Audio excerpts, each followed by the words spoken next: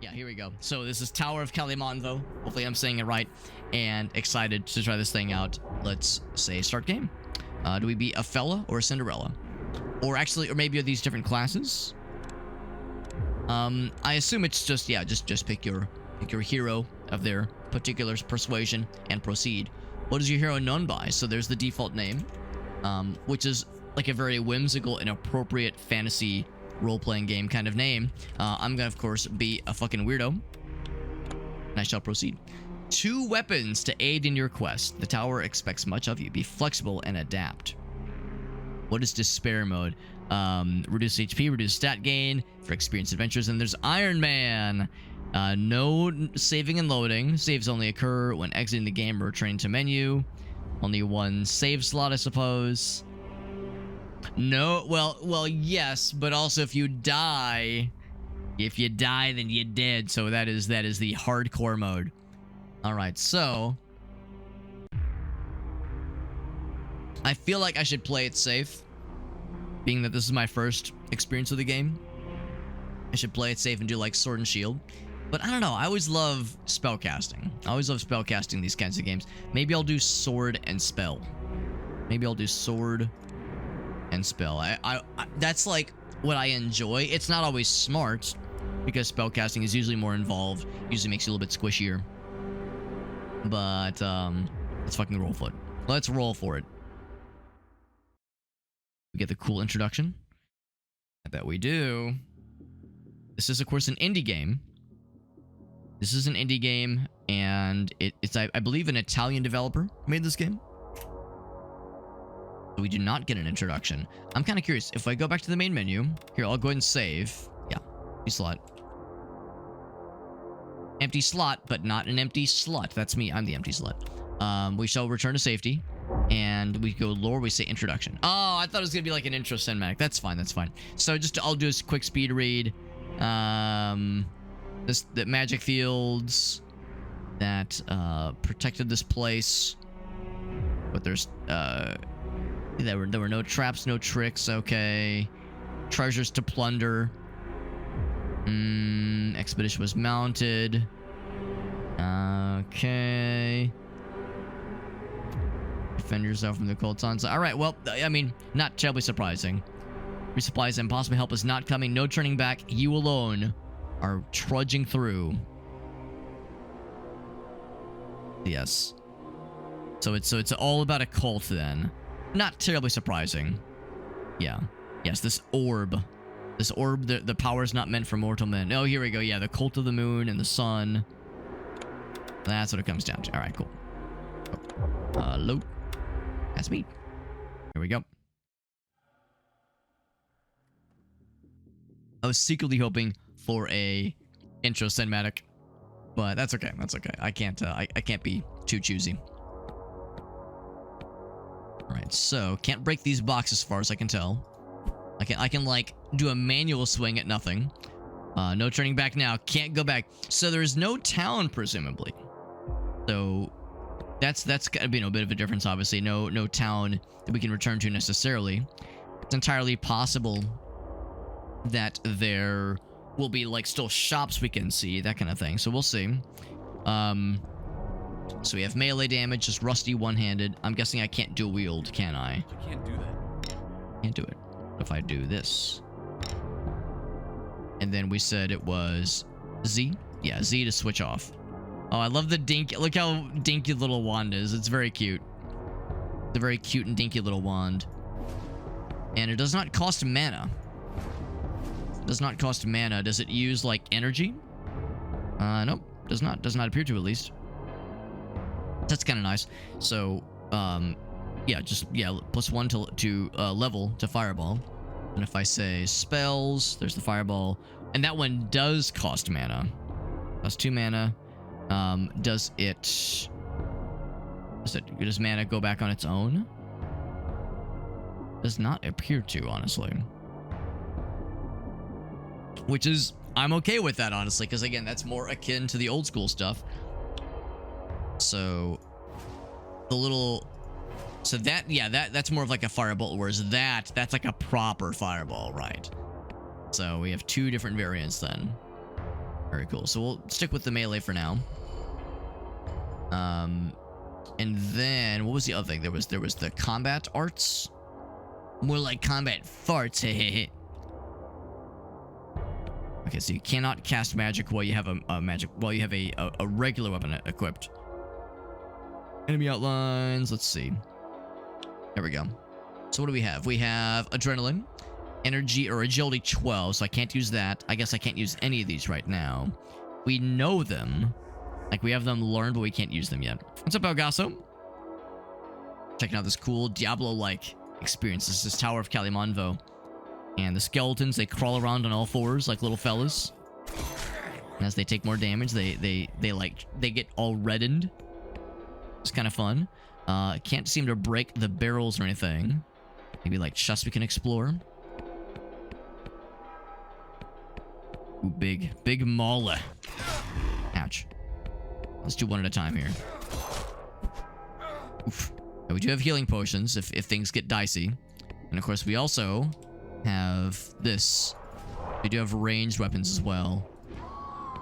Fucking blew his arm off. Hell yeah. Skeleton. Got his ass. There we go. There we go. No one's dropped anything yet, which has me a little bit concerned. Quite a bit of damage as well, but that was a fairly big boy we saw. We're getting experience. There we go. There's a chest. Leather gloves. And go ahead and snag it. Boop. It looks like we did auto-equip it. I mean, for sure... Whoops, I pressed the wrong button. For sure, the vibe... Oh, stepped on the buggy. Is very, very on point. As far as a Diablo-inspired experience. No question. Yeah, those big guys, they deserve extra attention. Big guys are scurry. Rusty sword that we probably already have.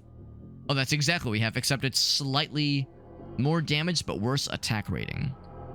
Attack rating, of course, presumably means percentage to hit. Or chance to hit, rather. Using any weapon. Right, so 6 versus 3. Bloop. It goes down a little bit. You cannot dual wield. Can't do it. Can't do that. See if that's much better. Of course, our melee is, not super good right now.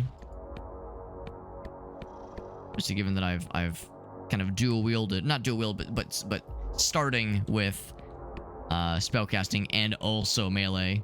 Maybe not the best approach. The pros would tell you that it's probably best to stick with one specialization and stick to it. Cultist was found, by the way, and now she's dead. Also, cape. Oh, that's delightful. And a big-ass axe. I appreciate that the cape, when it's on the ground, that's like a Diablo 1, like, kind of vibe right there, where it looks like it's a piece of metal. It's like, oh shit, like chainmail or some shit, or plate mail. At this early, then you go, oh, never mind, it's like, something very small. But still, now we look like we're a member of a progressive rock band. That's what's up. I need a little bit better strength before I can use this big-ass large axe, which would be nice because we don't even have a shield right now. So something like this would actually be kind of cool. How much these heal? Restores 30? If I can get a sick-ass level before then, that'd be really cool, but I'll go ahead and drink one of these. I keep pressing the wrong button because I'm silly. There we go. And I'm liking this a lot so far. The vibe is great. Like I said, there's some obvious differences right from the get-go, given that, yeah, there's no town to return to. No town portals, presumably. But it would not shock me if there was still some kind of town experience. Some kind of, like, shop we would be able to find. Maybe, like, a traveling merchant. Some kind of way to, like, potentially purchase things. Hopefully the animation is slow enough. Whereas these guys are scurry. These guys do a lot of damage. We got his ass. And he dropped... Oh, something. I picked it up too quickly. Oh, maybe he dropped nothing? Oh, it was a potion. It was a potion because I just drank one a little bit earlier. I keep looking to see if I can break the boxes. Yeah. Yeah, extremely immaculate. And that was the whole thing that got me about this game, is that it is Diablo 1 inspired, like very deliberately. And I'm very okay with that, because that's my favorite. I did level up. Hell yes, I feel stronger. Now, do we get to do anything when we level? We have 5 points to spend. I don't know if there's a respec option. Maybe there is, maybe there isn't. I would like to be able to use this axe, so at least 1 strength. Let's do 2 into strength, and then 2 into constitution, and then some agility for good measure. How's that sound? Go ahead and pop that bad boy on there. Oh, baby. So now this thing is, of course, a lot slower as the attack animation when compared to that first one, that the sword we were swinging earlier.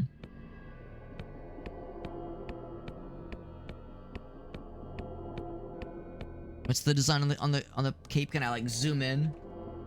Zoom in to see. I cannot, but I appreciate the cape physics. I appreciate that. You know, there's some nice fresh modern takes going on here. Just to be clear, so we do 2 to 9 right now. I'm a little bit surprised I didn't one-shot that cultist just now. Well, I mean, we're definitely doing more damage, or we should be. Maybe that was like an ascended or an otherwise elevated cultist apprentice. Another cape. Presumably that one's the same. 1 and 3, 1 and 3. Yep. So we'll sell the extra one. There's a person just on the perimeter of our, not even on the perimeter, outside of our light radius. Another health potion. Ouch. And a trap, of course. Thought that was maybe a well to drink from. Fortunately, oh, now was that a trap? It might have been, because something killed him. Unless I clicked him by accident. Oh no, it was her. Okay. I don't know if bad guys can friendly fire each other. They can like slap each other. I wouldn't complain if they did. Is there a rotate camera option? I don't think there is. Not that we necessarily need to. Skeleton friend. Can I close the door? I cannot. Can I draw them in? Yes. The lady tried to throw a fireball at me. There's a few of them. I'm gonna leave. I didn't see it hit that person, but it's entirely possible he might have just dodged it. Got her ass, hell yeah. Lots of rusty swords. Off-balance rusty swords. My off-balance rusty sword collection continues to grow. I'm assuming off-balance means it's slightly less good. Slightly less good. So the axe we have is fine, but there's a much better version of the same kind of large axe. Excuse me. And of course, eventually we're gonna find, you know, the fancy stuff, right? The yellow tech stuff, or at least the blue tech stuff. And we'll find other spell options. Ooh, this place is a little bit on the busy side. I don't know if there's splash damage with that fireball spell. It'd be cool if there was. Of course, it's more of a fire bolt, you know, as far as like that kind of stuff goes. That should finish his ass. Speaking of blue, we got a precise club. Precise. Probably better attack rating. Increase attack rating by 3, so it's a little bit faster. Quite a bit less damage. Well, not quite a bit, but a little bit less damage. But not that much faster is the thing. The attack rating actually is worse, and the attack rating and the attack speed's a little bit faster, sure. I think I'd rather just sell that one if we have an opportunity to do so. So, I'll hang on to what we got for now. And of course, if we can get like a legitimate large axe without the negative property to it, then without the debuff, I'll take it. Okay, this thing 2 shots those guys, those big boys. Alright, so I'm having flashbacks to the Succubi and Diablo 1, where, which near the end of the game, where they are a nightmare to deal with when you're a melee character, because they have a very good tendency to huddle together, like this corners, like in these larger rooms, and just fucking pelt your ass with their projectiles, which can really like just eat away your health in Diablo 1 at least. So, seeing a room like this that has a bunch of those, it's like, oh yeah, I remember this feeling. Of course, this is the first area, and they're really not that scary, but still, it's the feeling is familiar. So, here we go. So this one actually does have a nice benefit to it. And also, it is... So not only is it do we not have the crappy part? So it's not off balance, but also it's a slight boon. It has the accurate benefit, so we have slightly better attack rating. So better accuracy, we'll take it. Better accuracy, better ingredients, Papa John's. I wonder if I need to identify this, because the precise part obviously is already known, but like the blue text makes me wonder if it already is, like, if there's like more to it than meets the eye. Because this already has, the fact that this has a modifier on top of it, without it needing identification, makes me wonder if that having a modifier on top of the name means that there's like more to be revealed. So we'll keep our eyes peeled for any sort of scroll of identify if that exists in this game. Wouldn't shock me if it did. Maybe not though. Maybe that's like a nice simplification to just kind of do away with having to identify things. I always kind of liked it in Diablo 1 and in Diablo 2.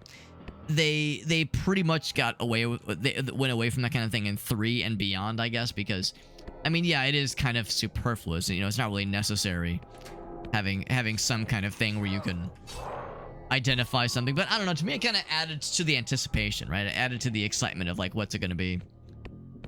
Especially when you're first starting out. Like when you're a seasoned, well-honed player of the game, it probably does feel unnecessary. But I don't know, I have a soft spot for that kind of old school way of thinking.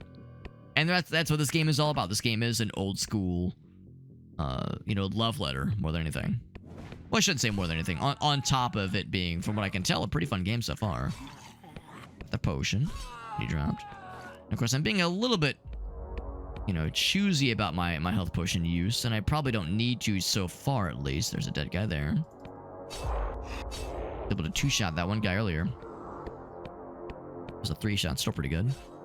You can interrupt their attack animations, which is nice. You can halt them when they're in the middle of doing something scary. Yowza! This dead guy, he had a leather helmet. But I go ahead and put it on. I think we auto put it on. Yeah, baby. Wish I could zoom in and see my boy. See my drip. Something sniveled towards us. Sniveling skeletons. It's a regular old club. And I get the level without having to use a health potion, because once again, I've been trained in games like this to be very careful about how I use my my stuff. Now I'm going to pop that onto the final part of the health bar. I do wonder if we'll be able to get more health bar slots or hot bar slots. Probably not. Probably not. I'm guessing that's the extent of the hot bar slots we have available to us. I can't be too choosy.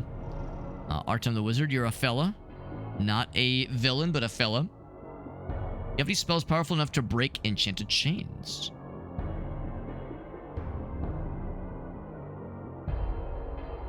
By the way, was he saying dialogue? Because I couldn't hear him. This might be one of those where the dialogue is, since I have surround sound speakers, it might be defaulting to surround sound, which means some channels will go to OBS, but not to me. Okay, so maybe not. Because I've had that problem before where, like, because of the way I have my audio stuff set up, when I'm streaming in particular, certain audio things will go to OBS but will not go to me if the game defaults to surround sound audio. So that's what I like to ask. We have Ace in the house. What's up, Ace? Yeah, this is like Diablo 1. That is absolutely, I think, I assume at least, one of the inspirations for this game. Like, it is very much on the nose what they're going for. And that's what I'm all about, because this is the kind of game I've always wanted to play. Some kind of spiritual successor to Diablo 1. Because most Diablo-likes focus on something more akin to Diablo 2, which, I will acknowledge is probably the better game, but I like the slow and dark kind of feel of this kind of shit versus something that's quicker and more action-y. I love Diablo 2. It's one of my favorite games, but I have a particular soft spot for Diablo 1 in particular. So that's the same. Origins. Poked my nose somewhere I shouldn't have. All right. Lesson in humility, he says. Did not keep my insults behind my teeth when discovered, he says. Well, the power to escape, he says, but it requires a lot of mana. 6 potions of mana, then I'll give you the goods. So we have a sort of quest then. Best advice is to never anger a wizard more powerful than yourself. How long have I been down here, he says. I can't really tell if he's, like, extremely fucked up. Was there something in the controls? To zoom in. Controls. I don't think that there was. There was taunt. There's the outline modes. You don't frighten me. Who's next? Prepare to meet your end. So the opposite, the voice acting is kind of quiet. Here, let's here we go. Let's maybe lower the music a smidge and raise the voice up a bit. I can't do that. I can't do that. I can't do that. A little bit easier to hear that one. Dead folks. Might enjoy Drova. And a Harley Do Noah. Oh, actually, AC might have been the one that told me about this game. Yeah, I think you were the one that first told me about this game, Drova. Because yeah, I just did a quick search on Steam.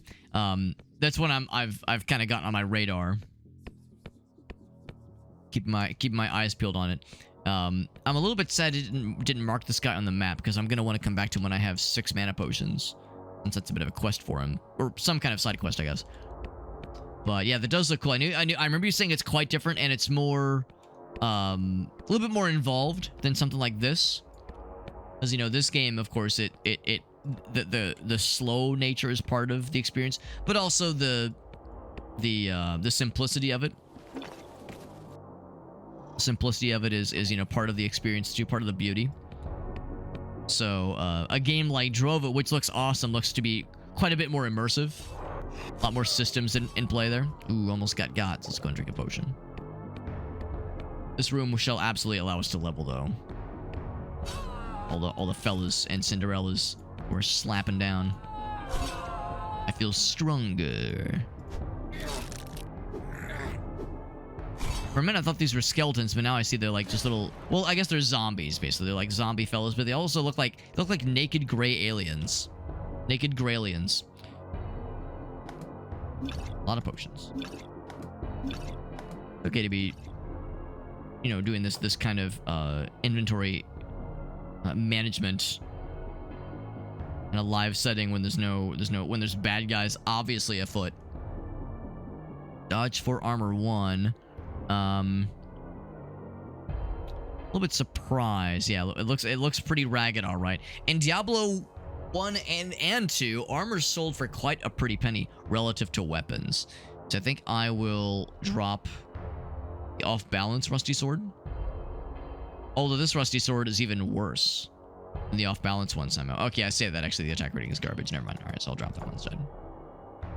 Yeah, that's good if you want a lot of dodge but no armor. But my guy is probably more of the slow and plodding type, which means I'm gonna get got more likely.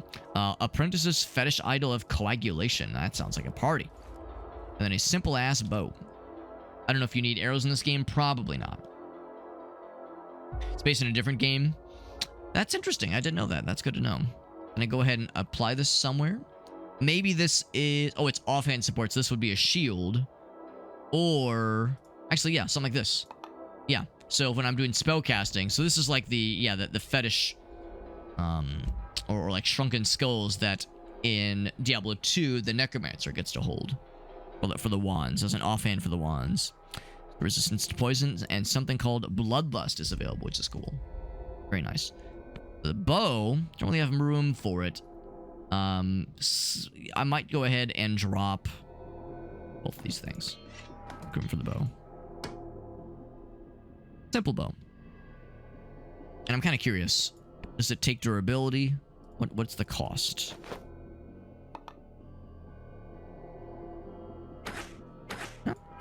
No cost that I can tell. It doesn't use arrows. And I don't think there's durability, so yeah, it might just be pretty chill. That's kind of cool. It doesn't cost mana, obviously. Of course, the damage is going to be limited, but still, it's pretty impressive. Pretty impressive. Okay. So yeah, dropping all these. I'm just leaking swords everywhere. These rusty swords we don't really need anymore. For the time being, at least. We got Lekinish. What's up, Lekinish? Yes. Yeah, Diablo-like. Absolutely. And when we say Diablo-like, we mean Diablo 1-like. This ain't no loot treadmill. You know, Elgaso used that term one time to describe something like Path of Exile, and I found it was so succinct. I've shamelessly stolen it from him at every turn. Whenever that kind of conversation comes up.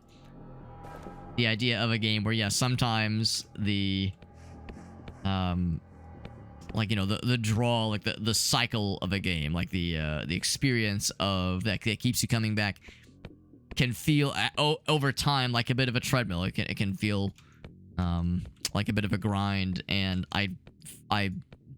that's like probably my biggest criticism for games like Path of Exile, where like they're really cool games. Like Path of Exile is an easy thing. It's kind of an easy target in a conversation like this, but it's a really good game, and I will never dispute that. It's just not for me, and I think it's because like that kind of gameplay loop is something I tire of, where you're like very much a, like, unless you're playing like the challenge maps or whatnot, you're gonna be a pretty well equipped character, and you're gonna be easily able to kill like rooms full of bad guys pretty well. And you don't have to play very careful necessarily. I mean, of course, if you have a hardcore character, then you do. And if you have, again, if you're playing like the higher order difficulties, then you do. But like starting out though, generally speaking, the game's gonna be pretty easy. Whereas this game, I feel like I have to play it kind of safe because there's no town to go back to for one thing. So I'm limited by the health potions that I find. We might be able to find some merchants later on, but right now we're having to play it smart. And I like that it's forced me to get good. But it's also not impossible. Like, you know, we're one-shotting most of these things because we have a really good weapon right now.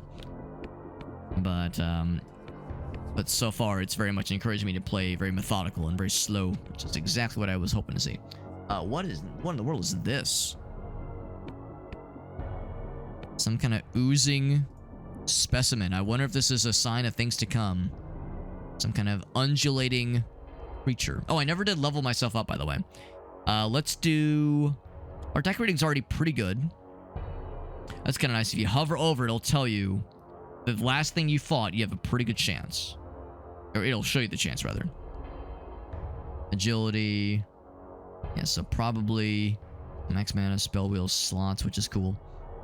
I don't know if we need mind or intelligence to be able to learn new spells.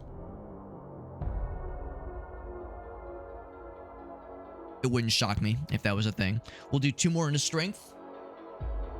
And 1 into constitution, then maybe 1 into both of these. That's it. What about Gedonia? Gedonia.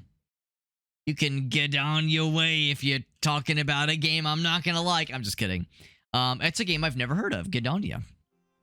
A quick little Steam search. Looks, let's see, October, so 2022, so not that old. Interesting. I've never heard of this one or the second one. Do you like it, Lekinish? Does it get the Lekinish recommendation? The second one just came out yesterday. Oh my god, the second one just came out yesterday. Yeah, it looks more sandboxy, which is not a bad thing necessarily. I do enjoy a nice sandbox from time to time. But, yeah, it does look more sandboxy. Yeah, I'm curious to hear your thoughts on it, though, Lekinish. Yeah, early access, yeah. A little bit more jank, more Skyrim, like, gotcha. Okay, yeah. Yeah, because, yeah, the quick perusal I took of it, yeah, seemed, yeah, a little bit more on the, yeah, open world RPG kind of spectrum, which, I mean, you know, I've played a lot of Oblivion, played a lot of Morrowind, so I'm definitely no stranger to open world RPGs. Didn't really enjoy unmodded Torchlight 2. Yeah, swarm swatting, exactly. I enjoyed Torchlight 1 and 2. But I enjoyed them at the service level, but after I played through them both once, I was like, I'm good. I had no desire to go back for another run or to try a different build. I mean, the abilities were cool. The encounters were interesting. The loot experience was pleasurable. Like, you know, the amount of stuff you would find was like cool. So no, the game's good. Like the Torchlight The first two, at least, I really enjoyed. I don't know about the third one. I never got around to playing it. Ouch. So I was hoping to get that guy. Yeah, hoping to get you. So yeah, I really have nothing bad to say about Torchlight necessarily, but just, yeah, it's like you said, yeah, it's just swatting at the swarms, which, you know, is enjoyable, but that was the extent of the experience for me. Just nothing that kept me coming back for more. Another plain-ass club. Do I want to snag it? Slightly better than this club, so I'll take it. Might be able to sell for more. Actually, it's quite a bit better, because that was like a 1 to 6. Oh, it even says 1 to 5. It even says on the ground. That's kind of cool.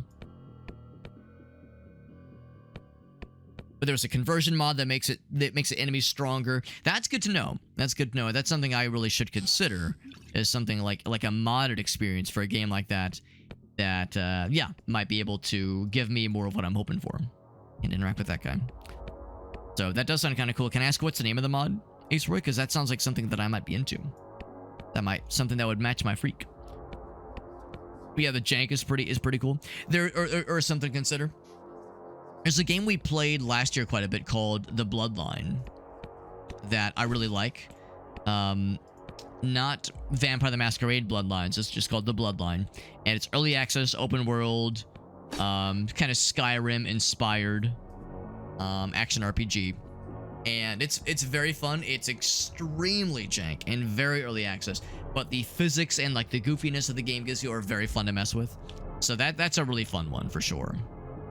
3 to 7. I'm gonna drop this one and get this one back instead, because it'll probably sell for better. But I'll keep using the one I have right now. But yeah, that's the style of game I do enjoy, and the jank is something to be embraced. Even if it's, yeah, even if it sometimes can be a little bit annoying, even if it can sometimes cause glitches and other shenanigans. I keep pressing the wrong button. Character builds are silly. Yep. Yeah, exactly. Well, charisma, let your minions do the work. It's a valid approach. It's a strat. So it works. I also appreciate how large this map is.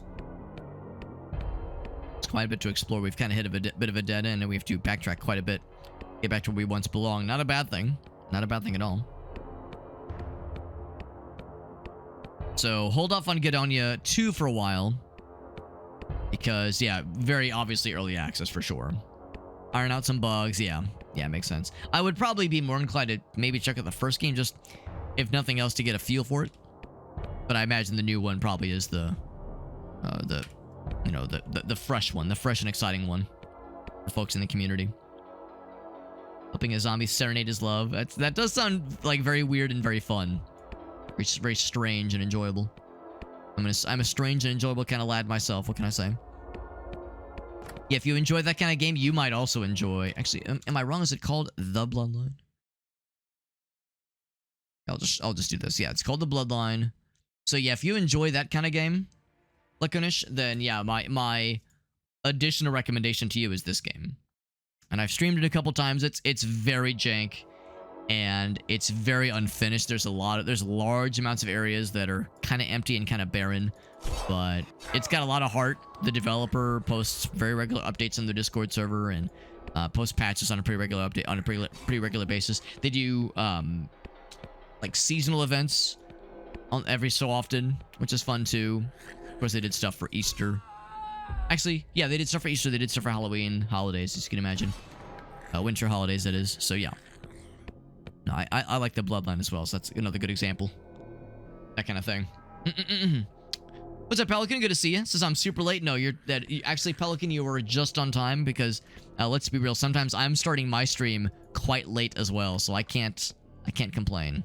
Sometimes I'm the one late to the party. Let's do a little potion drinky. Appreciate how a hard time hitting these guys sometimes. No, sometimes I'm starting my stream late, so you're arriving exactly when you were intended to, Pelican. It's good to see you. Yeah, the storm sweating can be fun. Yeah, Dynasty Warriors. Yeah, I do love me a good Muso game experience. I was just saying how I was watching a streamer I can't look. I was about to say streamer friend. They have no idea who I am, so I shouldn't say streamer friend. But a streamer I followed for a while was playing Hyrule Warriors, and I was reminded how fun that game is. And I haven't played that since really I beat that game. And when I say beat the game, I mean we played through the main campaign and then beat all the adventure maps over the course of like 300 hours a couple years ago, and I haven't touched the game since. And I would like to go back and I would like to touch it again. I would like to play the game again, just to, probably not on stream necessarily, but just kind of mess around with it, just because the gameplay and just the general gameplay loop and experience and just the feel of like the combat is very satisfying and very fun. So yeah, like you said, like that swatting at swarms doesn't mean bad.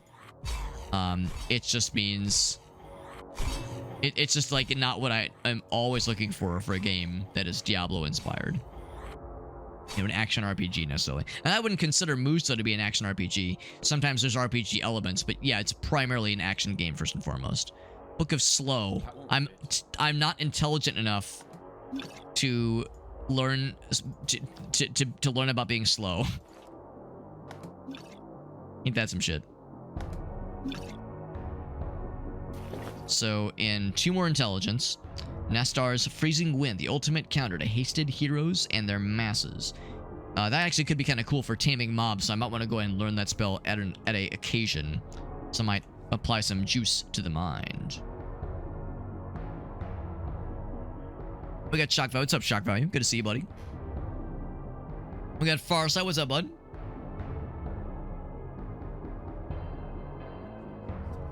Oh, no, it's okay, Ace. Yeah, I am curious. I don't have parasocial relationships. Anyway, my best friend, that is the streamer that I watch. It's tricky because I do have a number of friends that are in fact streamers. So, like, you know, a lot of the times if I'm talking about a streamer, the reality is I really don't watch a ton of streams for people that I don't like know in like some kind of personal nature. Like there's still some streamers I watch that, yeah, it's like there's no personal connection. But yeah, I'm so used to saying streamer friend because yeah, the reality is that most of the streamers I watch are indeed friends of mine by this point. You know, when it comes to people like Shake and Alias. But yeah, there's a handful of streamers I do keep up with where yeah, there's no, they don't know the fuck I am, nor do they need to, do they need to. It's not an expectation. Not yet. They just don't know I'm their best friend. I'm their best friend. They just don't know it yet. I know so much about them as I loot through the contents, the discarded contents of their bathroom trash can. I know all about their fecal coliforms and their and the lack of fiber in their diet, so I can advise them on dietary suggestions. Totally normal. It's nothing weird, I promise. Nothing weird at all. Ouch. Ouch. Can I lure them? That is a club. The ladies, the cult ladies, are unfortunately smart about not usually letting themselves get lured. I wish they would not be so smart. Oh, okay, I'm gonna fire that fucking dude. That looked like it maybe should have been a friendly fire opportunity if there is such a thing. If there is friendly fire in this game, that probably would have done it. So the corpse I probably saw earlier probably was just a normie corpse, which is to say an environmental one.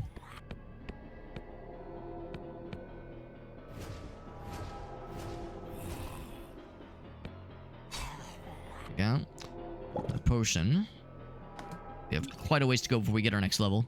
Elementalist Fetish Idol of Virility. Oh yes, make me virile, please. Please and thank you.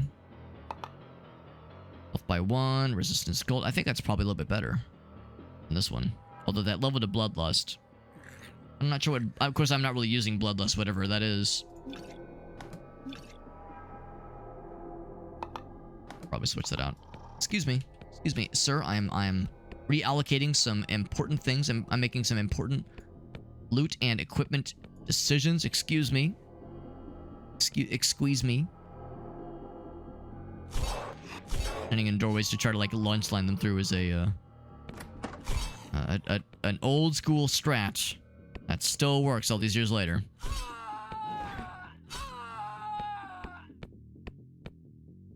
Now, there's something to be said about, you know, modern games where when you kill a bad guy, especially in a game like this, the bad guy ragdolls and goes, well, and their dead body kind of flops around a little bit.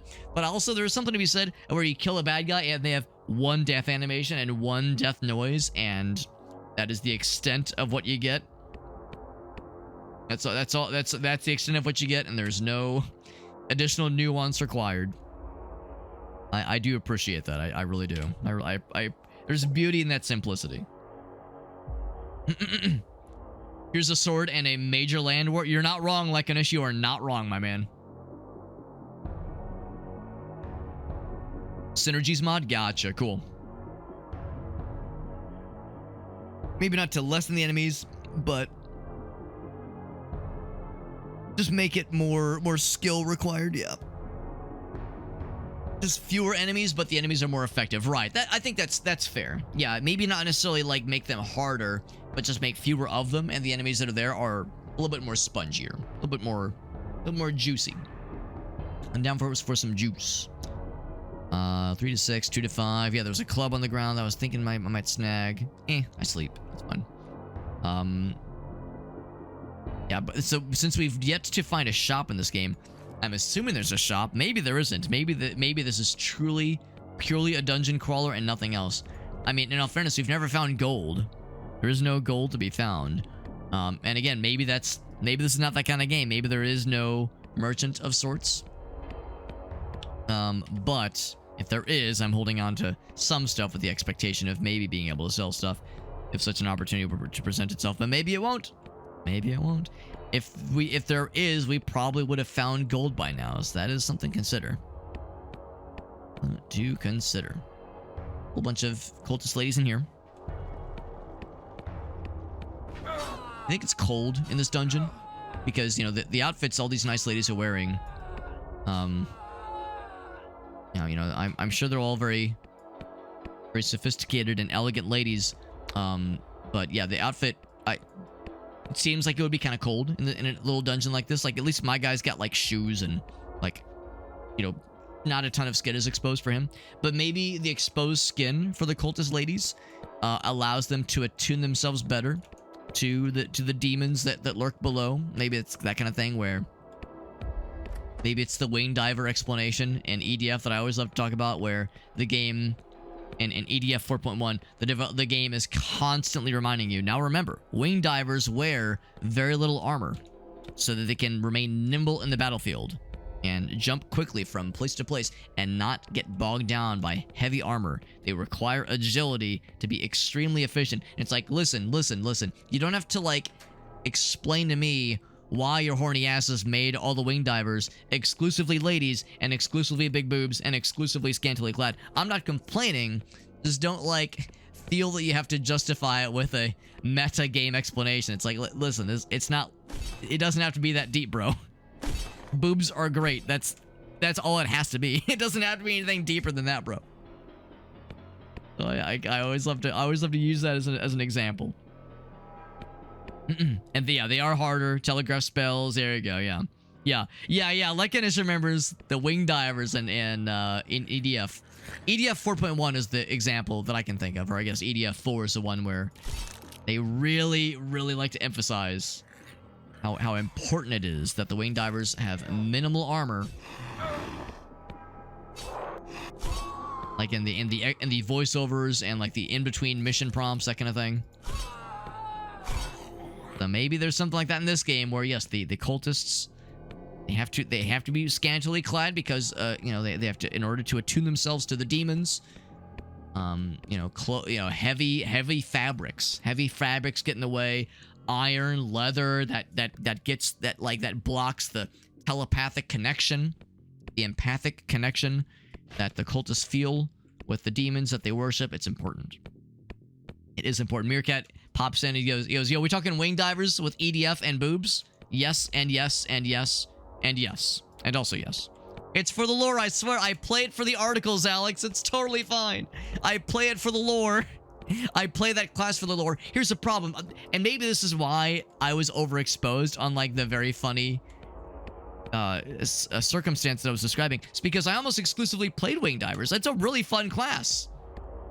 Do you mean ass, Alex? No, I definitely didn't stare at their asses as they jiggled, as they flew around and bounced from building to building, and there was bouncing and things were bouncing. I would never be an appreciator of such things, okay? Yeah, there's a lore reason. Yep, Meerkat knows exactly what's going on. 2025 EDF. There you go. Here's the funny thing too. I've only played EDF 4. I've never played any of the earlier games, nor have I played any of the later games. Ooh, am I interrupting something? A ritual sacrifice? God, I wish that were him. All right, I wish that were him. I wish that were me. God, I wish that were me. God, I wish I was the one getting murdered by a unholy trinity of three scantily clad cultist ladies. God, I wish that were me. What's up, Whale? Play class and eat ass. I misread. I think you said play chess and eat ass. It's to maintain movement options. There you go. That's right, Ace. Same energy.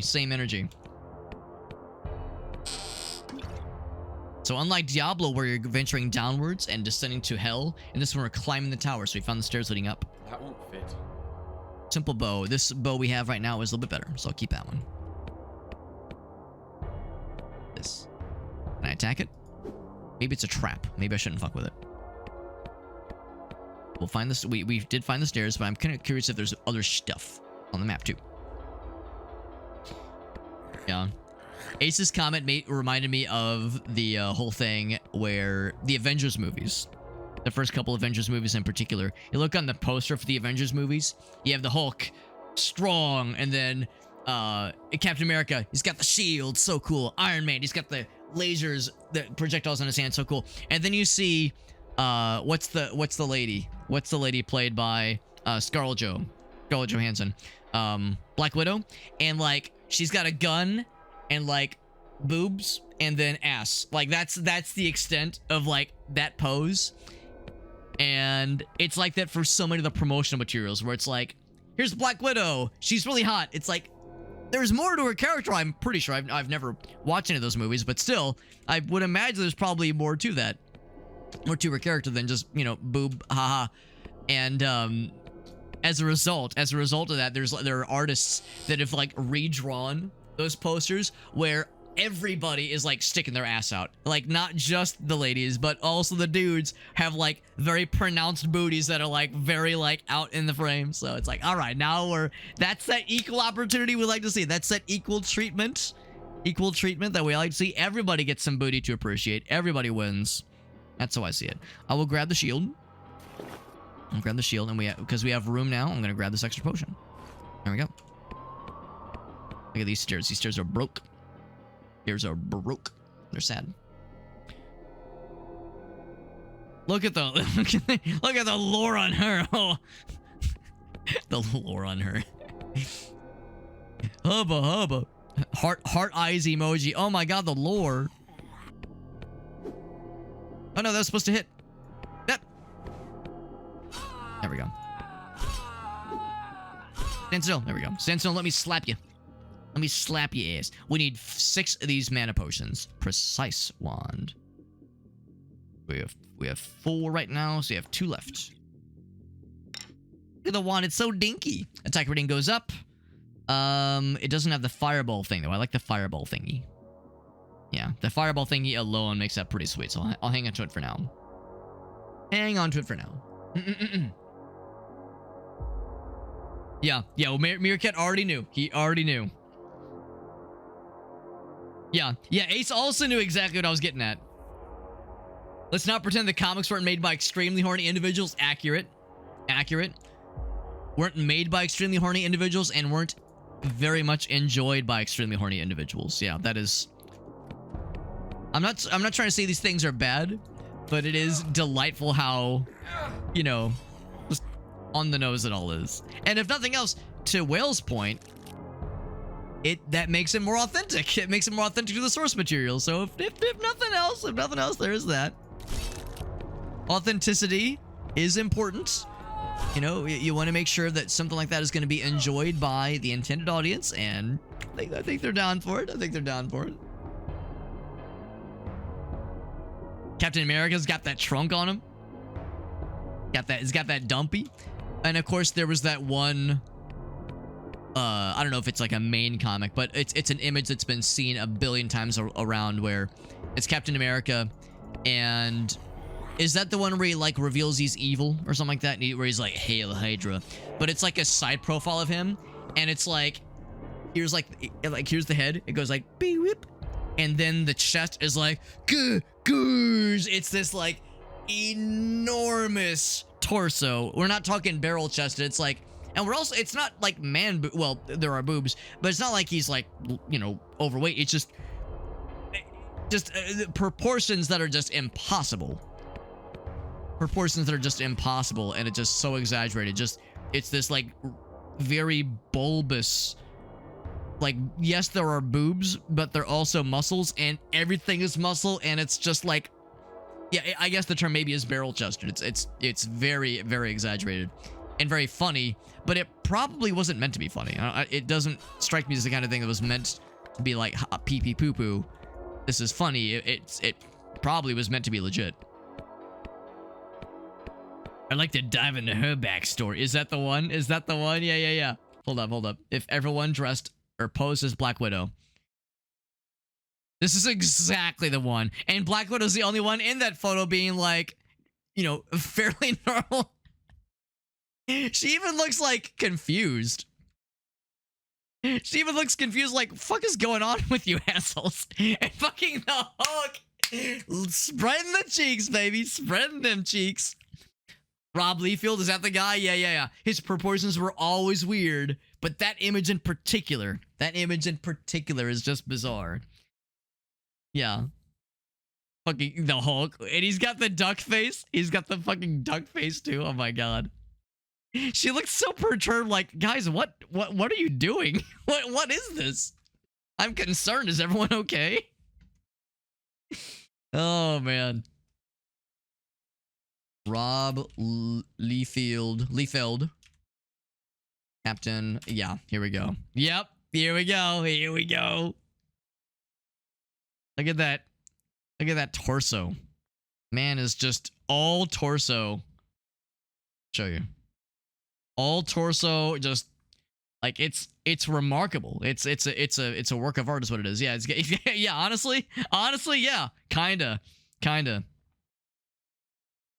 And it's a side profile. It's just like, dude, there's just the assumption is that, yeah, this keeps going down.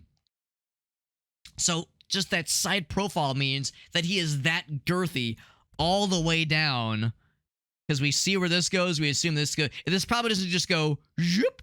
This is probably not like a little like a you know, standing up perfectly like shaped like a question mark. He's probably this girthiness all the way down. So dude's a fucking meat mountain. Good lord, what a beefcake. A beefcake of a man.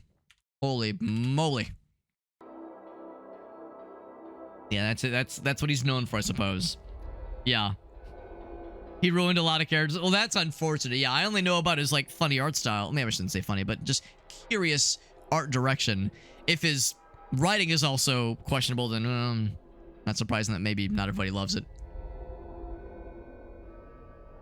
Would not shock me. Would not shock me if, yeah, he was a, if his choices were not to everyone's liking. Iconic, right? Yeah. Like a Roblox character. Oh my god.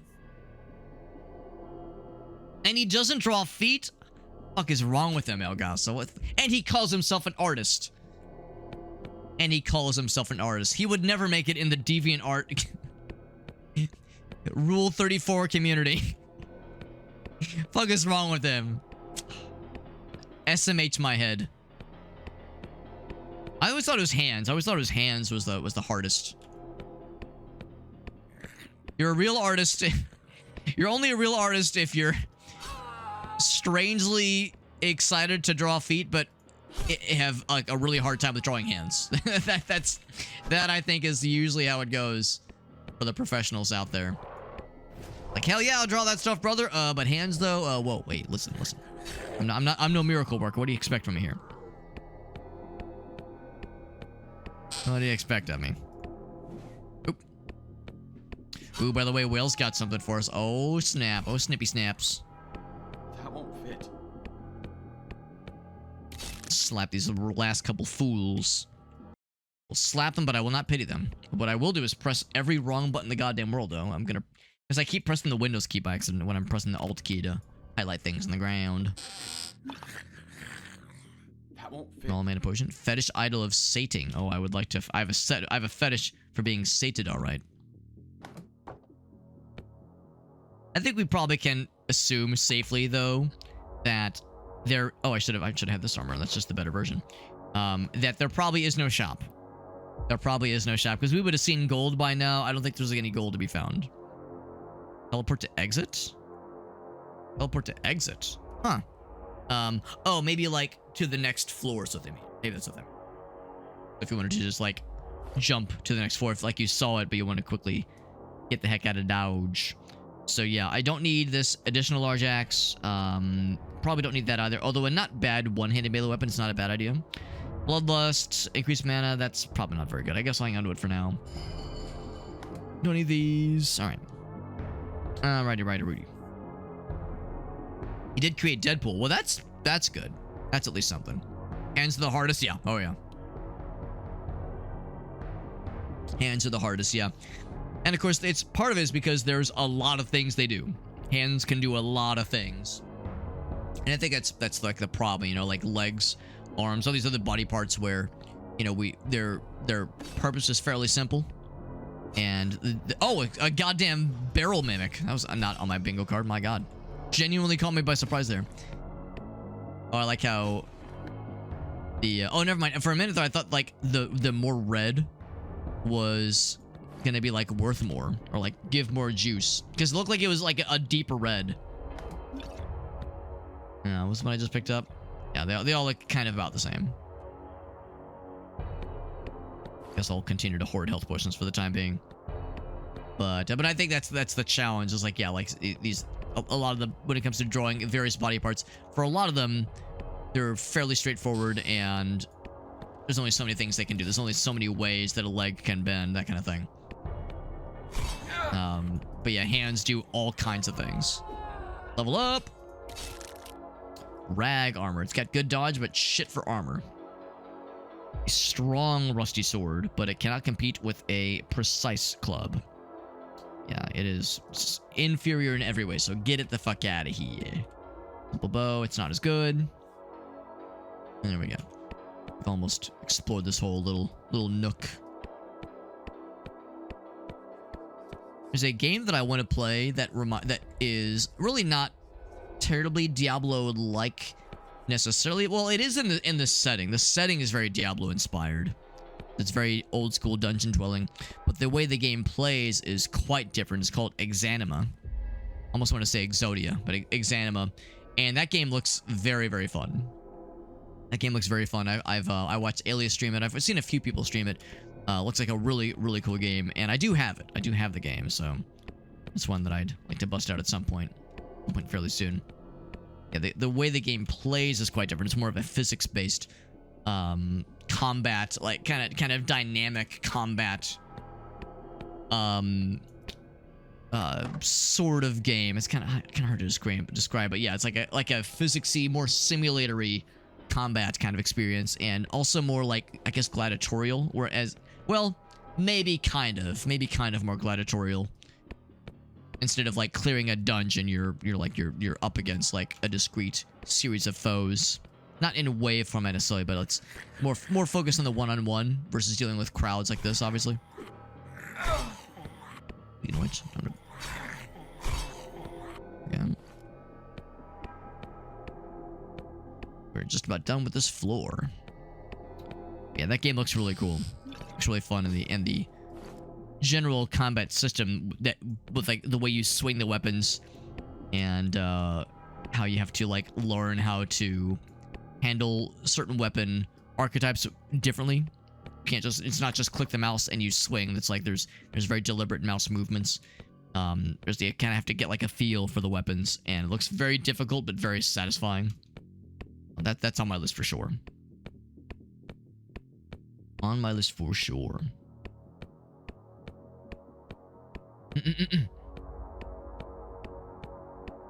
Rob Liefield's Captain America. That was the barrel mimic. Yeah, that was what we just fought just now. We said it was barrel chested. That was an actual barrel enemy right there. Sentient barrel. It's an artistic choice. Even if it's not their thing, yeah. It's definitely not mine. I mean, sure, it is an artistic choice. I mean, I'm not going to say that his art is bad, but it is iconic and kind of an easy target to kind of poke fun at. I'm poking fun at it, obviously. We'll come back and we have one more mana potion for that one fella. Augustus, you know what else is out there, Alex? You know what other cool games are out there? Little unknown indie game called Kenshi. I wonder if Augusto likes that game.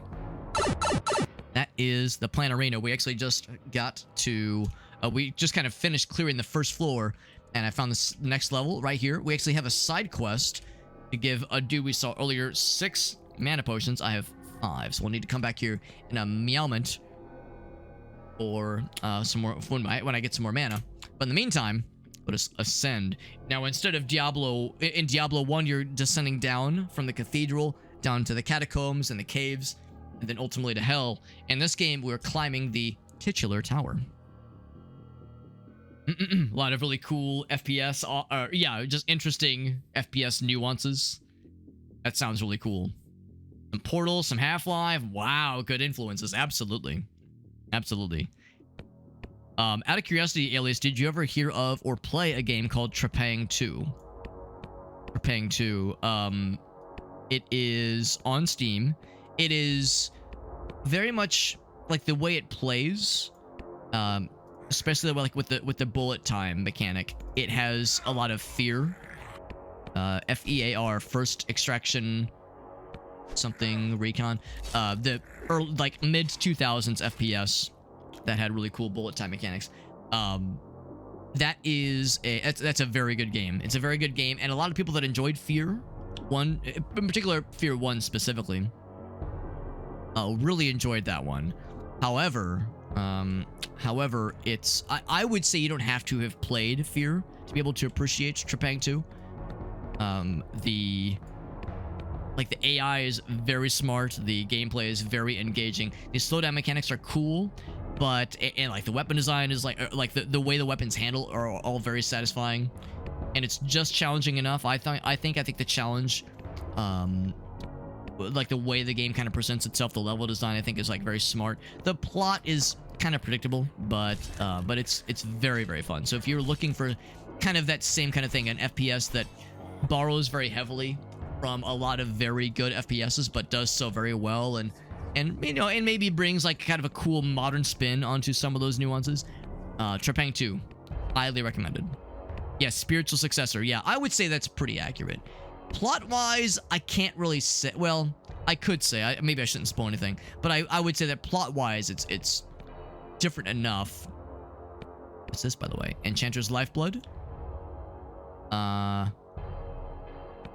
I wasn't expecting it to be a thing that opens my inventory. Do I, like, drop stuff in? Do I drop the shield? Oh, it enchants something. Cool. So now we have a thorny wooden shield of virility. So I could have potentially given it my axe. Now we know what it is. Also, it's all, like, purpley. Yeah. Yeah, the game looks hilarious. It's a very fun game. And, like, some of the antics you can pull off, like, some of the moves you can pull off in that game are fucking wild. It's a very cool game. And there's the kinds of things it lets you do in certain circumstances, because you can, like, if you sneak up behind a bad guy, you can grab them and take them hostage. You can throw them at other dudes. It's there's a few things in particular that I'll never forget when I first discovered what the action button does when you grab somebody, because there's the usual, like, yeah, you can snap their neck, blah blah blah. There's an extra feature in Trepang 2. There's an extra action button in Trepang 2 when you grab someone and take them hostage, where, for those who know, if you know, you know, like, what you do when that happens. It's extremely cool, and tactically has a lot of cool advantages to it, but it is especially silly and very off the wall. Increase health by 4. 1 damage to the attacker. I don't know if it's really worth it. I think I like my two-handed axe too much to part with it. Yeah, Trepang 2, love that game. And I really enjoyed Fear as well. I did play Fear a couple years ago and I loved it. Only played the first one, but I did play the expansions. I really loved that game and the expansions. I do want to play 2 at some point. I've heard that 2 is a mixed bag and that 3 is... Not a lot of people had a lot of good things to say about Fear 3, but I still want to try them out at some point to experience them for myself. Also, large hallway with ominous marble pillars. A little bit concerning. See, oh yeah, so you've seen them before. Yeah, you've seen the games before, so you know a general gist of what to expect. Or what they entail, at least. Wooden condom with spikes? Ugh. Spiked for no one's pleasure.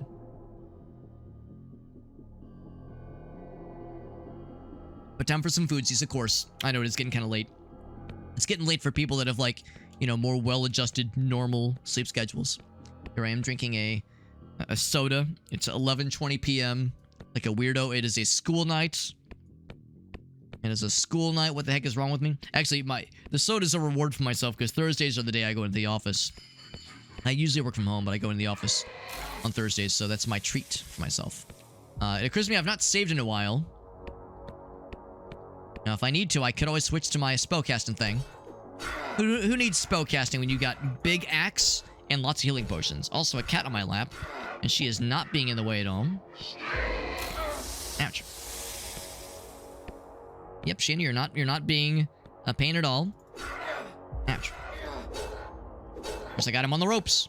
He's red, and he's almost dead. Ouch. He's dead! Not quite the same level of scary and ominousness or even challenge as the Butcher from Diablo 1, but I'll still take it. What kind of stuff did he have? Something different with the way sprinting works in that game?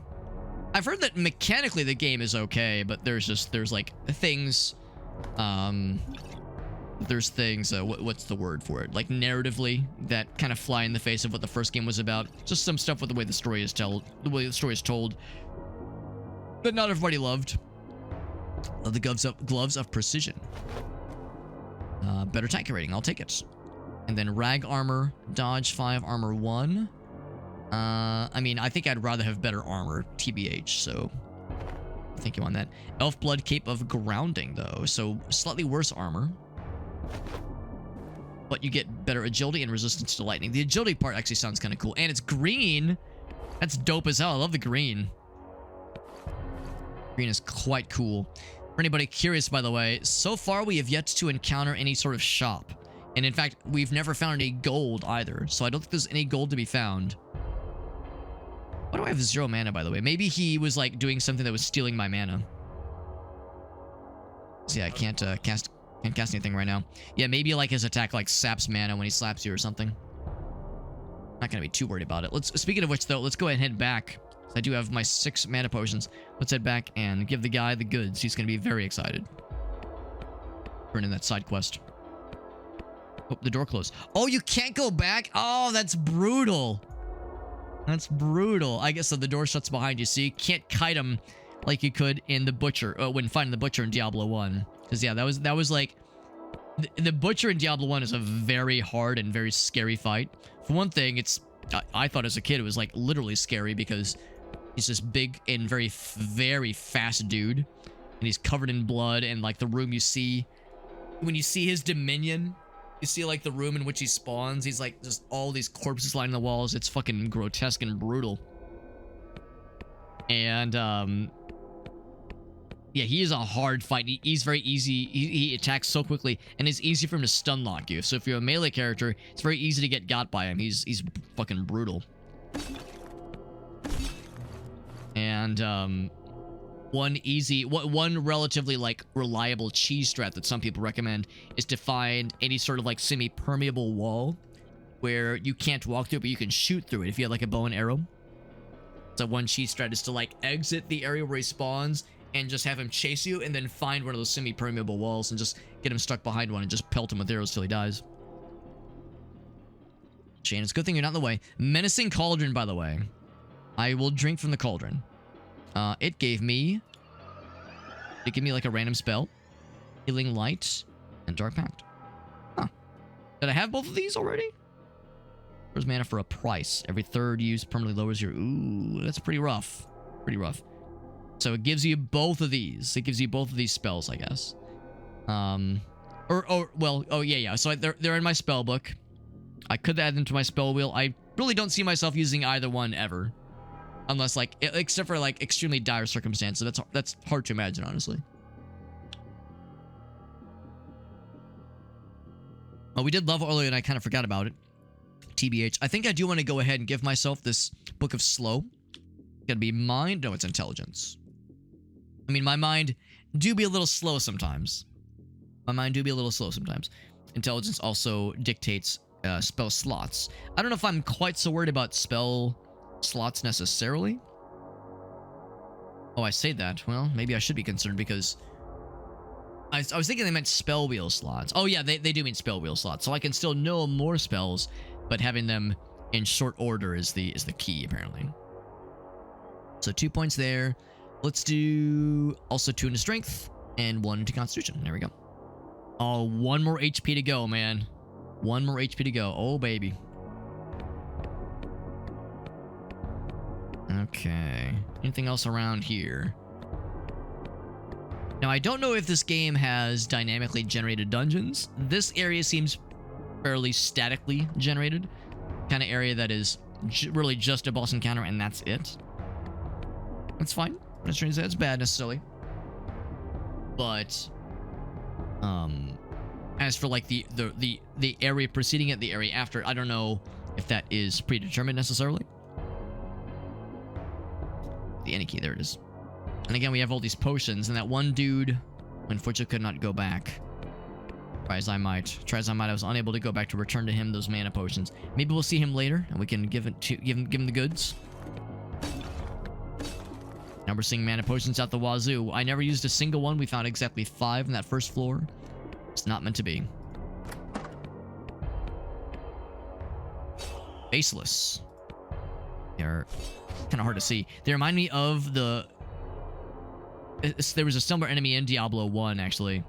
I don't remember what they were called, but they had like active camouflage. They would kind of wink in and out of visibility. They're like little goblin fellas, and they weren't necessarily very strong, but they were just annoying that you wouldn't be able to tell how many there were when you entered a room because they would only pop into view. Ooh, arrow fellas. They would only pop into view once they were like a certain distance away from you, or a certain proximity rather. Ouch. Oh boy. Can I lure them back towards me? Because this could get a little bit dicey. I'm not careful. Oh. Hit his ass. Not dropping anything. Fire fellas. They can break barrels. Good to know. Which might imply that they can... Oh yeah, it's like it might imply that they can maybe hurt other enemies because we know that there are barrel enemies. There are barrel mimics even. I'm gonna exit once again, see if I can draw that guy to me. I could draw all the spirits to me too. There's this flame fellas. That would not be a bad thing. A shield of some kind.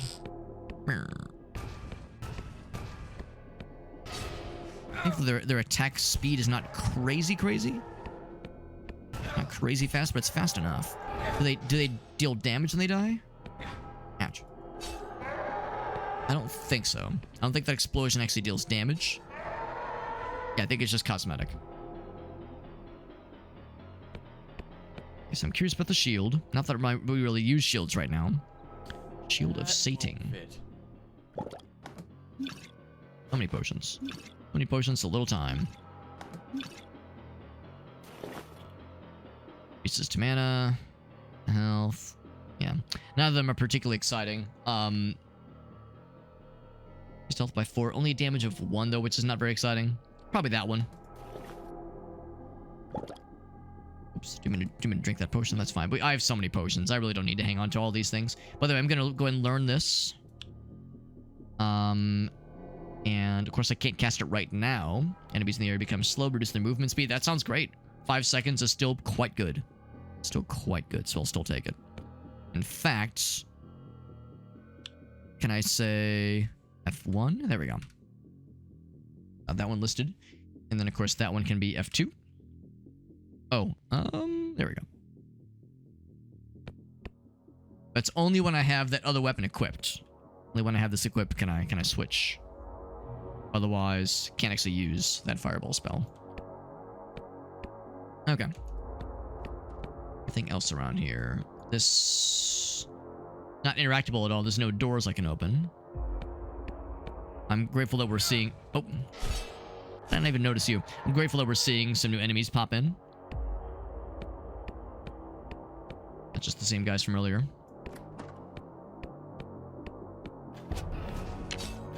And it's kind of fun seeing some things that are, you know, again, direct callbacks to the kinds of enemies we see in Diablo 1. I'm also looking forward to maybe some truly unique kinds of things. Enemies that are, you know, a truly brand new idea. The, there's something from Doom 1 and 2, the Skull guys. Lost Souls or Burning Souls, maybe? I can't remember what they were called in Doom 1 and Doom 2, but the floating skull fellas. In Doom 1 and 2, they would... I can't remember if they would shoot projectiles at you. I know they would definitely launch themselves towards you and try to tackle you. And they would explode when they died. Mammoth Wing, by the way. So visually, they remind me of those dudes, but they're, you know, of course, quite different. Become visible when they... Yeah. Yeah, the dudes we're seeing right now are the ones we were fighting a little bit earlier. Yeah, the faceless. With their weird, like, jitterbugging that their faces are doing. Crossbow, that's cool. Get the fuck out of here, yeah. And the fact they run away when they take a certain amount of damage.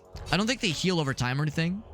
So, if you wait long enough, presumably they'll, you know, they'll come get your ass. Oh, I don't want to leave. Ice floor sounds interesting. So I'll go and snag it. Can't learn it just yet.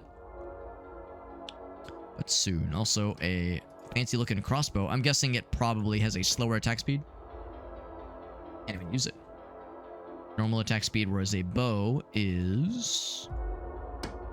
normal. Okay, so it's just a slightly better damage rating. No obvious trade-off that I can see, at least.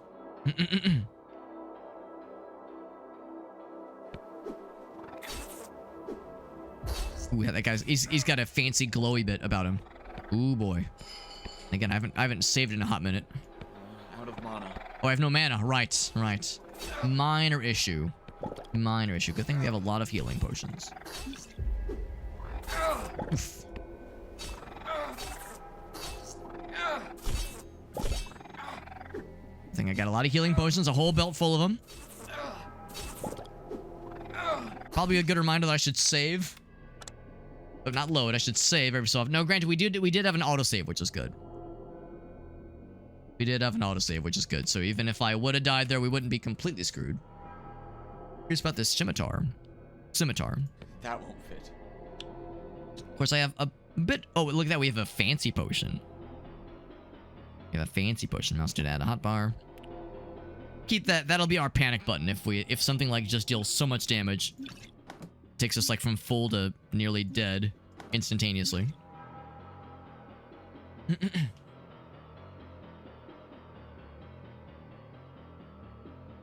There it is.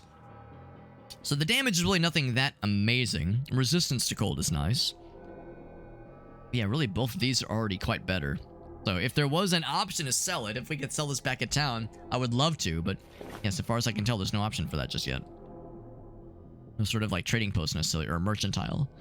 No, it's normal attack speed. That's also normal, yeah. Yeah, the scimitar just not quite able to cut it, unfortunately. I think I'll probably drop that one too, honestly. And out of these things, increase mana by 1, that's pretty boring. I sleep. The bloodless spell, we never did use that, so I guess I'll leave that for now. Otherwise, we have an overabundance of extra potions. But, I mean, I did have to use a full belt of them just now, so, I mean, maybe I'm not being overly cautious. Maybe I'm being the exact amount of cautious. Good to know. I really appreciate how the green cloak turned my entire body green. That makes me very happy.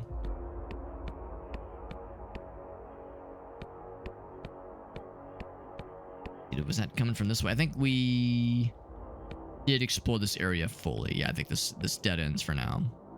It do dead end for now. Right, it was next to the exit. So yeah, if this was like a speed run, if we were trying to go fast, then yes, the exit is right here. That's great. But I'm very much in the way of thinking that is, I would like to explore more and get more levels and get more loot and get more strunk. So if I get to a higher area too quickly, higher level area too quickly, I will get got. I'll feel sad. And then I will have a rare moment of having a non-pro gamer moment. You know, a rare instance where I'm not a professional gamer and, man, my reputation would never recover. Something all fiery approaches. Ouch. Oh, it's a big fella. Oh, boy. All right, see? You see? This is what happens. Also, it occurs to me I never did drink that mana potion. Someone is very on fire. Ouch. I miss when you guys were scared. When you guys were nervous. Okay, we found more dudes. You know, normally it's like, yeah, you slap one of them, they take damage, and then they run away. I'm missing you guys are running away all willy-nilly. Go ahead and freak out one of these guys. Slow the asses down. That way I can engage a little bit better. Bling. Actually, I'd rather deal with the masses. I'd rather deal with the masses a little bit better. Ouch. I'm saving the best stuff for last. Of course, that it lowers movement speed, but not attack speed. So it's not all animations.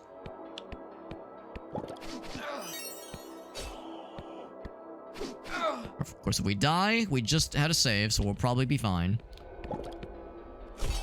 You know, I wanted higher order difficulty, higher order challenge, and I'm getting it. I'm getting that challenge. Oh, he did get me, unfortunately. What I'll do is I'll load the save we just used earlier. We just made, rather. And yeah, before we do anything else... So that of course, is still the same. So we're gonna drop this guy and drop that guy. Just drop some things we have no use for. That for now. Pull this bad boy up because we just got those mana potions. I think that's one where I'm going to have to rely a little bit more on the ranged options, specifically.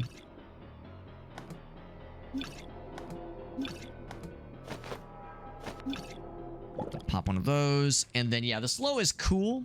The slow is cool, but at the end of the day, I think Fireball's going to save me because the ranged damage is going to be really nice. We could always use a bow as well, or the crossbow, I guess.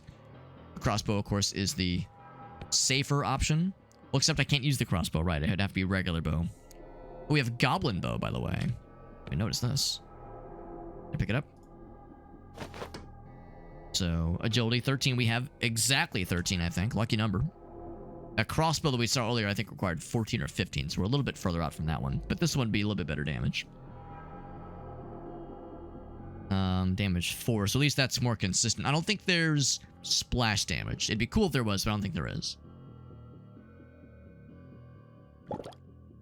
Alright, so that was further this way, I think.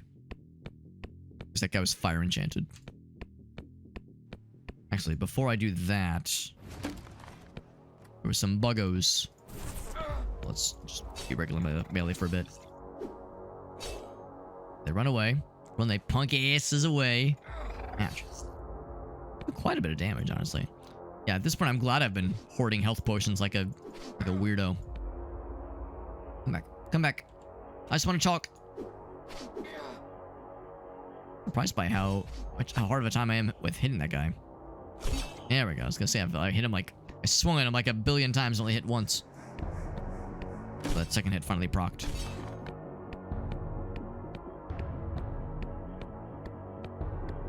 We're ready to switch to the other thingy when the scary time happens. Scary time comes. This is one where if I overstep, I will very much regret it. So it's like, yeah, it's like I want to draw in as few at once as possible. I poke my head too thoroughly, and if I turtle head myself too suddenly. Also, if possibly nice to lunch line them. Lunch line them kind of one at a time in a doorway like this, versus allow myself to get surrounded. The fact that they're not coming makes me think this was not it, though.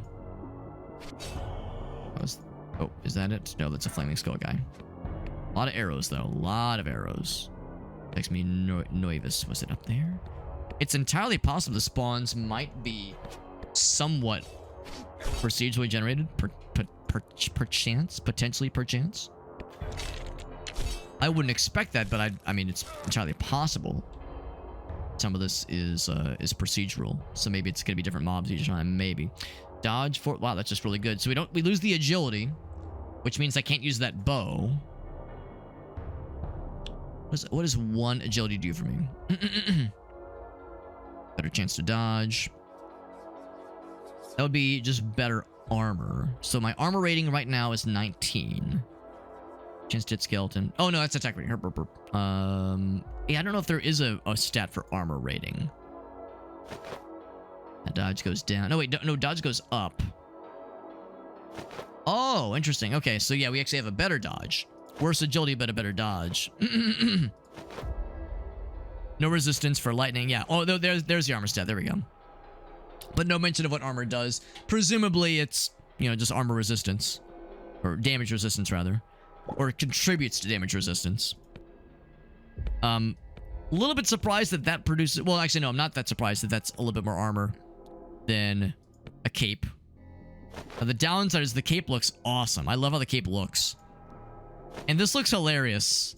We look like we are... Like we stumbled into this dungeon after trying to fetch a pail of water from the well, and we like fell down into a cave or some shit, and we found an axe.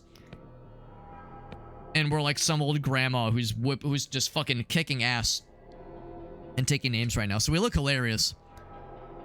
But, Constitution and intelligence. Sorry, if you're not intelligent enough.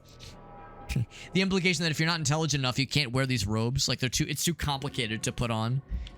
The belt loop, the way it like all attaches together, it's too complicated for simple-minded simpletons to wear. So we'll go with it. I'm a little bit sad about the lack of lightning resistance, but I mean, it's only 7%. It's not really a whole lot.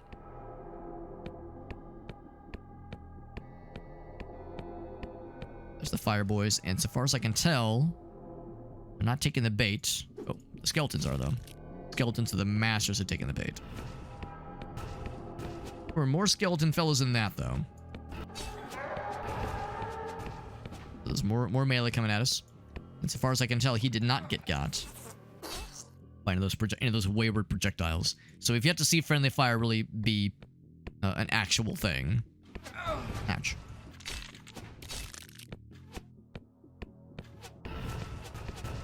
Ooh, there's more over there. Okay, that makes me scared. Ouch. Ouch. If there's another way I can go around. It's a very large room, which has me a little bit nervous. Maybe I can just go around. We have a ways to go before we level up. As you can imagine, with a game like this, you level up, or when you level up, you get your full health back. And I'm gonna make a fresh save. Whoops. Grab it 2. There we go. Yeah, when you level up, you get your full health back, and all at once. So sometimes in a game like this, especially if you're trying to be considerate for your resources and not be overly wasteful, you if you realize you're getting kind of low on health, but if your experience meter tells you you're nearing the next level, you might want to wait and hold off, see if you can get that last kill that takes you over before you die, you know, before you lose all your health, obviously. But of course, it depends on how close you fly to the sun, because if you are too dangerous, if you take it to the limit too exaggeratedly, then you might regret it. Also, I had a sneaking suspicion these other fools would be here. Sure enough, this is why we gave ourselves more mana earlier. I could use this to, if nothing else, pop them from a distance. Because, yeah, the fireball spell is quite good. Quite good. And now with that,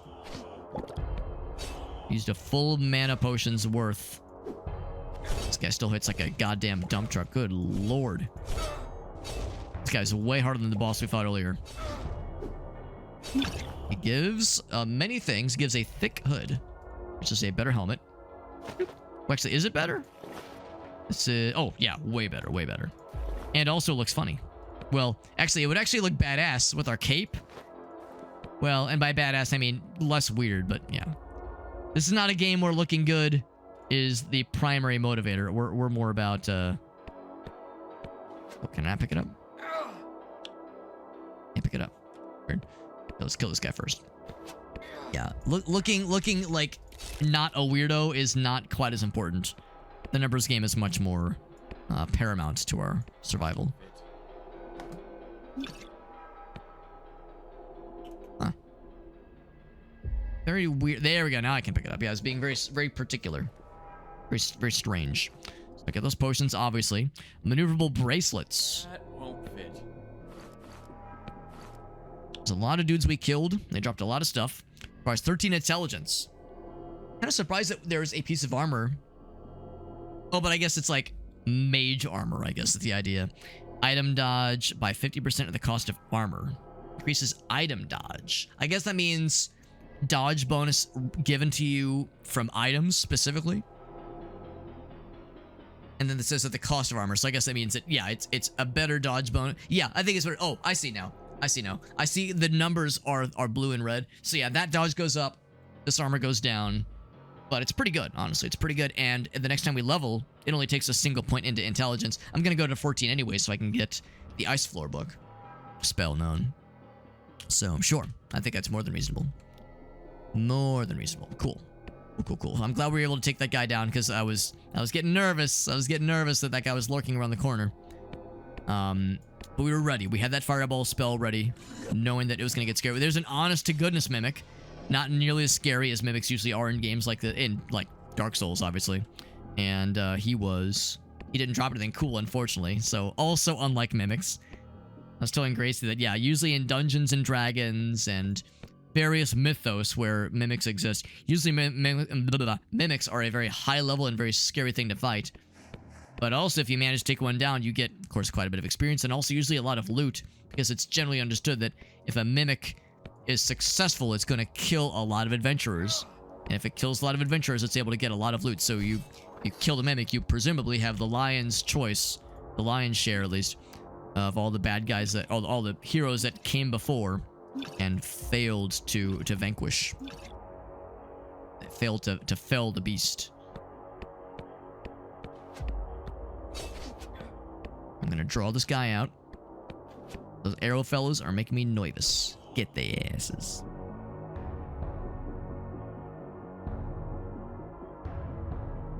The mimics in Dark Souls, they are very funny. With their long, spindly legs. And their weird kick attacks they do. But of course, everyone's had that moment where, I mean, unless you've seen someone else play the game and you wondered why they would kick or even like full-on melee attack every single chest they see. That's why, because of course if you walk up to a chest that is actually a mimic, if you attack it, the chest or the mimic will will react. It'll be like, oh ouch, it'll take damage. Whereas if it's a chest, it'll do nothing. There's no downside to attacking a regular chest. So yeah, every chest you find in Dark Souls, you really should melee attack it just to be safe.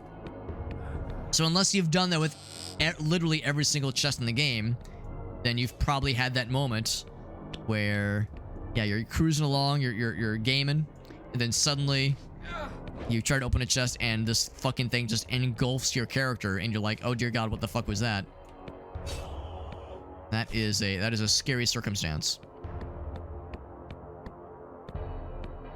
Also, I'm noticing, I didn't really make note of it earlier. Fancy projectiles, even magic projectiles, go right through those guys. I think it does some damage. It does some damage when you hit them with a even magic projectile. I wonder if arrows are the same way. If you try to shoot arrows at those guys, if the arrows go through those guys and they don't take as much damage. So certain certain bad guys, of course, it stands to reason, will be more susceptible or even less susceptible to certain kinds of attacks than others.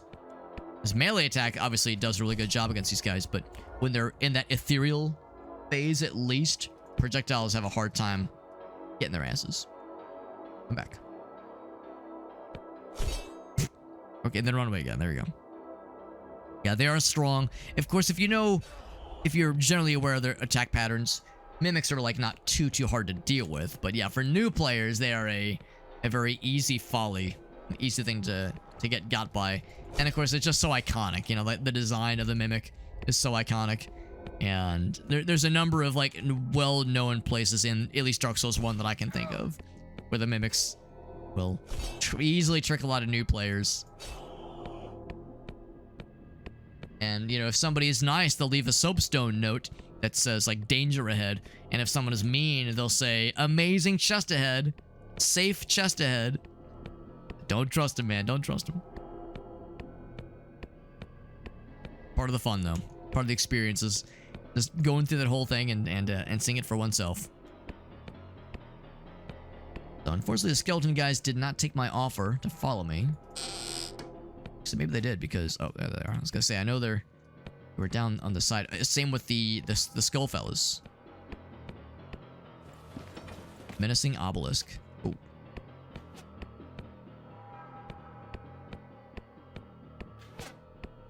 There they are. I knew they were coming. Get his ass too. I think that's what happened. I ran away earlier. No, I didn't run away. I tactically and strategically repositioned myself. Extolling the virtues of strategic repositioning. Strategic backwards repositioning. Yeah, I ran away because I wanted to take on those melee guys. Foist.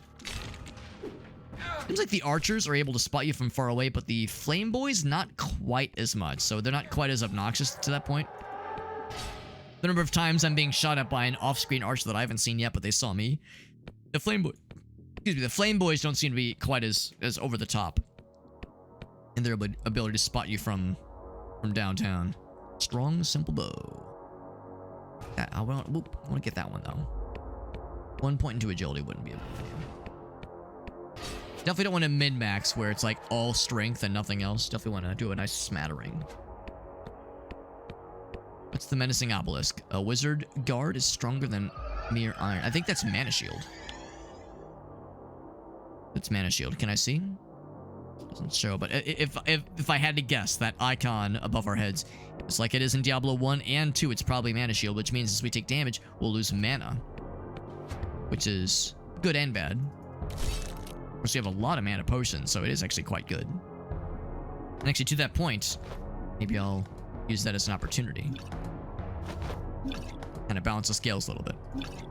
Do that. There's mimics in Kazan. Hell yeah, that game looks super cool. Or Kazan, rather.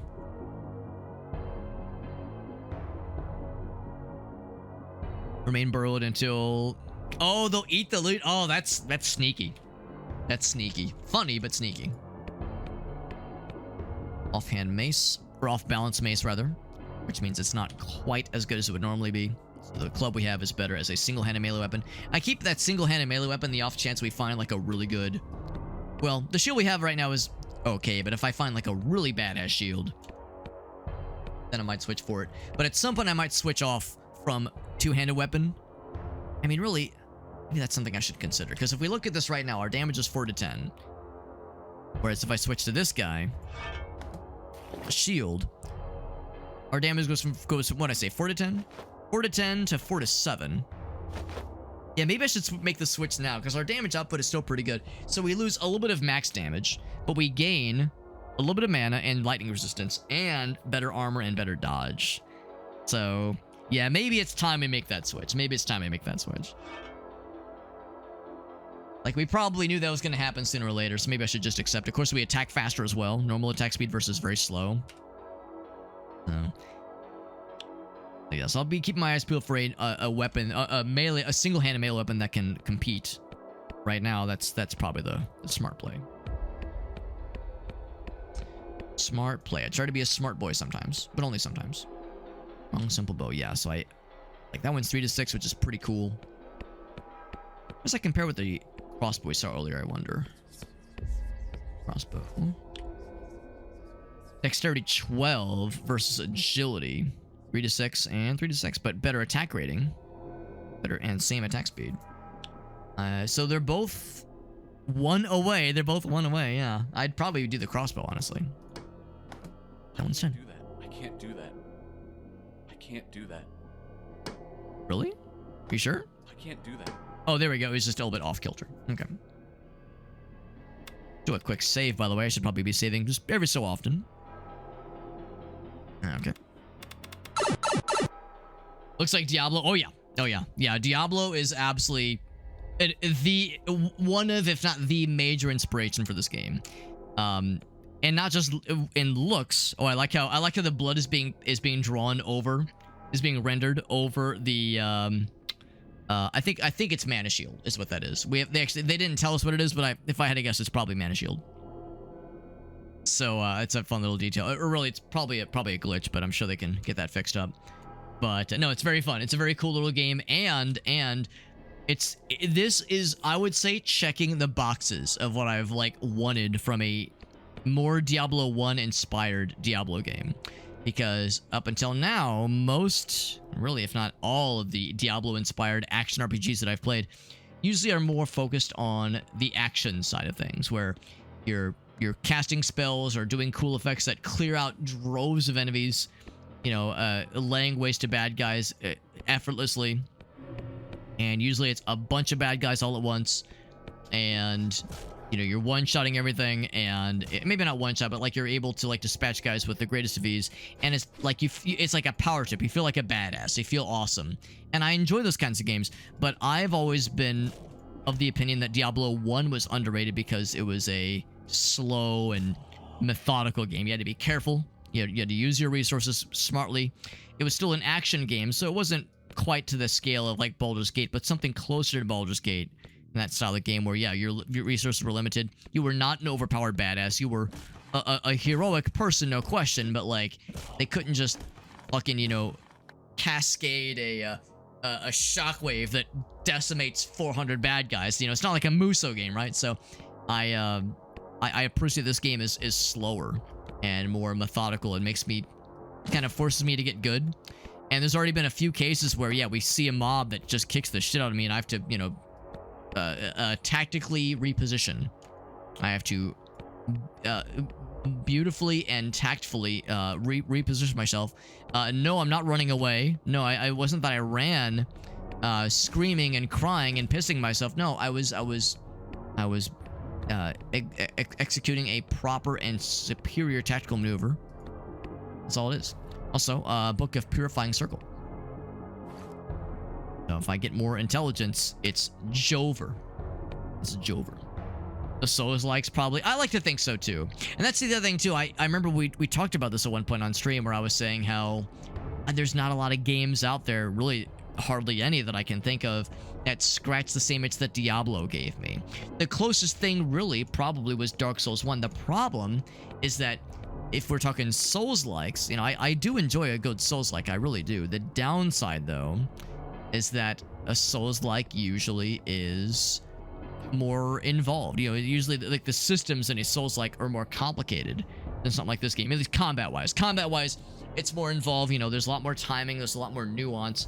Whereas this is really easy to pick up and play. You know, I don't have to. It's not that I can just turn my brain off and just be like her and play like a dumbass, but I'm also not necessarily having to like get exact timing with parrying and having to like really chew on like enemy patterns, attack patterns, and block patterns, that kind of thing.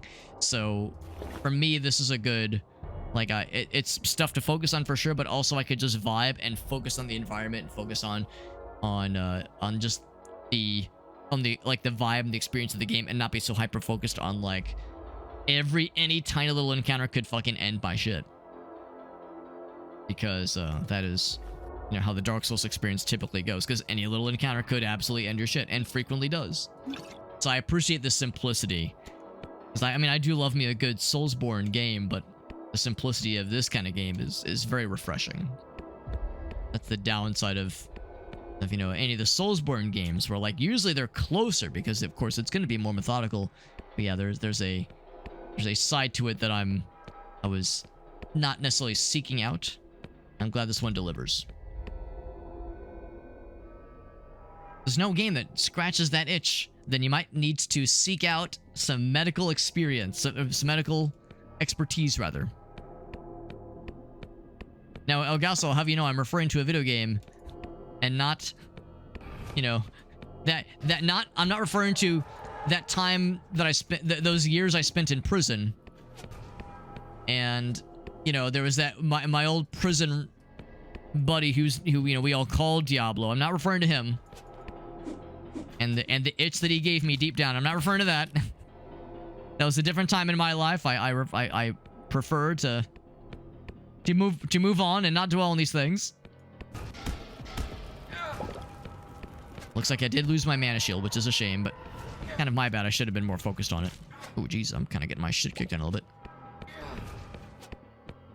I did pick up a potentially better weapon. It's purple. I mean, that on its own means it's better. Poison damage. Oh, baby. Poison damage. How could I... Oh, look at that. We even got a little poison trail. Hell yeah. It does a little poison trail. It's purple. I got a purple shield and a purple sword. It's fucking meant to be. I'm the grape warrior.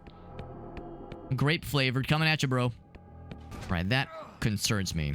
I was hoping he would move up, but he's not schmoving. Not schmoving at all. Maybe I can come around the other side. Now that I've lost my mana shield, I have to go back to healing potions like a normie. Oh, God. Get poisoned? You nerd? Did he get poisoned? I don't know if it's poison over time. It might be. Well, I think it is poison over time, but it's a very brief over time. I think it is just immediate poison damage. Because, yeah, in Diablo 2, they would say, like, poison... Like, so many poison ticks over so many seconds. Like, per second over so many seconds. This one, I think, is just some flat damage. Not a bad thing. As flat as justice. At his ass. Ouch. His ass is next. Where's the skeleton fella? Where's the skeletonular felatonular? The skeleton felaton. I don't know where he went. I thought there was a skeleton archer that was maybe looking for me. Maybe looking for me. He maybe thought I was kind of cute. Saw me in the bar. Saw me from across the bar. Really appreciated my vibe. Wants to get to know me a little bit. Wants to buy me a drink or two. Whitest kids, you know, that is... I'll admit, I'm only, like, on the surface level, vaguely familiar with Whitest Kids, you know, in some of the skits. Of course, I know about, you know, the vacuum that rips your dick off, and It's Saturday, and, local sex pot, Trevor Moore, who, R.I.P. Ooh, there's a conversation happening. Can I join the conversation? Can I be besties? Can I be are we all being besties? Are we all being nice? It's all the nice people here, right? The Abe Lincoln skit, that's a good one. And now I know where that voice clip came from. Now you fucked up now. You have fucked up now. I've heard that voice clip. I've heard that audio clip, but I never knew the context. And now I do. I know it forever now. And I cannot unknow it. Now you have fucked up. That's the one. That's the one. Does they need a book? So, Zelfler, the Slasher. Tear, the Perjurer. Perjurer. Does that mean he... Oh. Uh-oh. You're not doing that. Oh, dear God. They fucking hurt.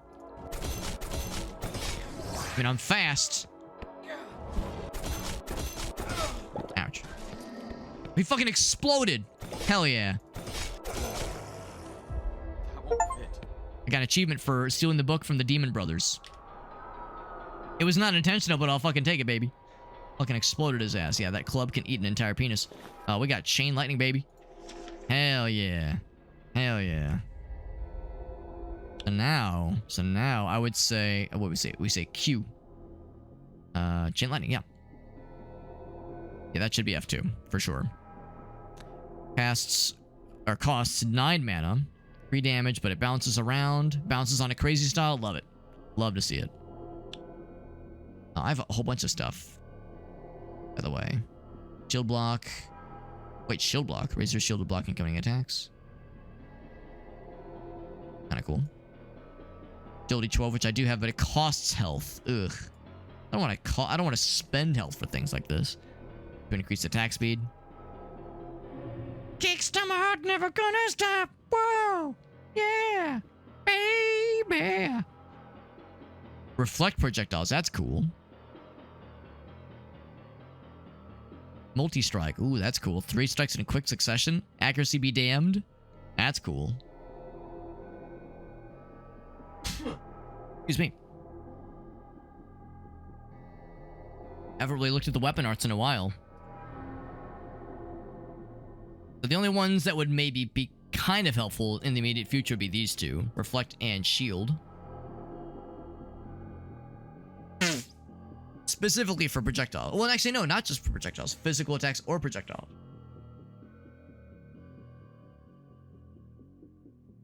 So it's just like, it puts up like a proper block mode for a bit. I don't think you can attack while that's active. That is pretty cool. Of course, this one can actually reflect things. So how do you set this to being... Because obviously it's going to be on that bar.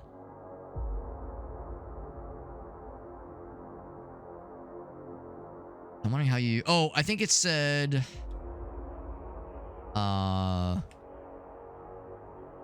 Yeah, there we go. Oh, that's right. It even says on those. There we go. So even though I can't use these... Yeah, I can't actually use that, but it does still show up. Interesting. Good to know. That's good to know that I have some of them available to me. It's fun that I kind of accidentally stole the book from those guys. I got excited, or I like kind of jumped the gun because I saw after their conversation ended that the stuff dropped and they moved towards like they were gonna steal it. I was like, well, do I wait around and see where this goes, or do I just go for the kill? In for the kill. Rusty sword off. Oh, hand axe though. It's a single-handed thing, I think. Maybe it's single-handed. Dexterity. Yeah, this is just better. And it's more green. Hell yeah. Yeah, the sex robot. Yeah, sex robot. Yeah, we played sex robot not too long ago, actually.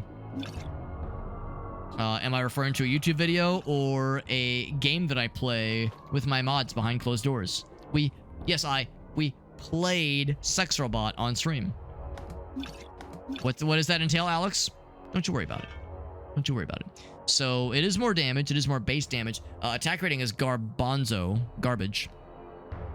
And no bonus damage from poison, obviously, and it's off balance. So there will be better hand axes later on, but right now this one is not worth. We'll hold off. Opposite day, gallon of PCP. I don't know if I'm familiar with those two. I do not know. Opposite day might ring a bell, come to think of it, like a distant bell. Hard to say. Also, I wonder if I would have killed those guys before the dudes would have opened the chest. I wonder if it was one of those where only they had the power to open the chest. Maybe if I would have killed them prematurely, the chest would have been forever locked and I would have been forever sad. Hard to say. All I know is we got the goods. We got chain lightning now. Life is fucking badass. And we're getting pretty close to a level, which is pretty hot. I definitely look forward to getting... That's pretty good. Good crowd control. Yeah, I did blast those fools. I do look forward to getting the mana shield spell eventually, because that'd be pretty nifty. I also look forward to maybe at some point getting, if possible, a some form of like mana regeneration.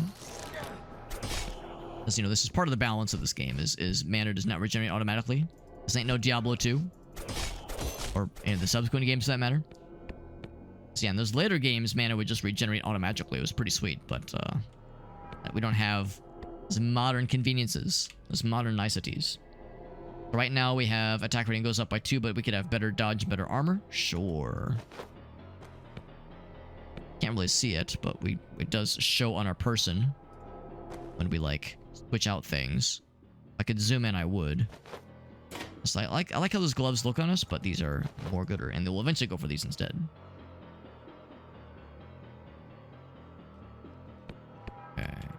Then, was there something else that I found? We have the ability to use this small crossbow now. I think it's because this thing. No, something else. Something else. Oh, it's this guy. This guy, it's +5 to dexterity, which is a bunch. Hot daughter? I don't think I know hot daughter. Yeah, chain lightning earlier would have been a godsend, absolutely. Something being illegal to say. Sounds like I've got some homework. Sounds like I've got some whitest kids you know homework.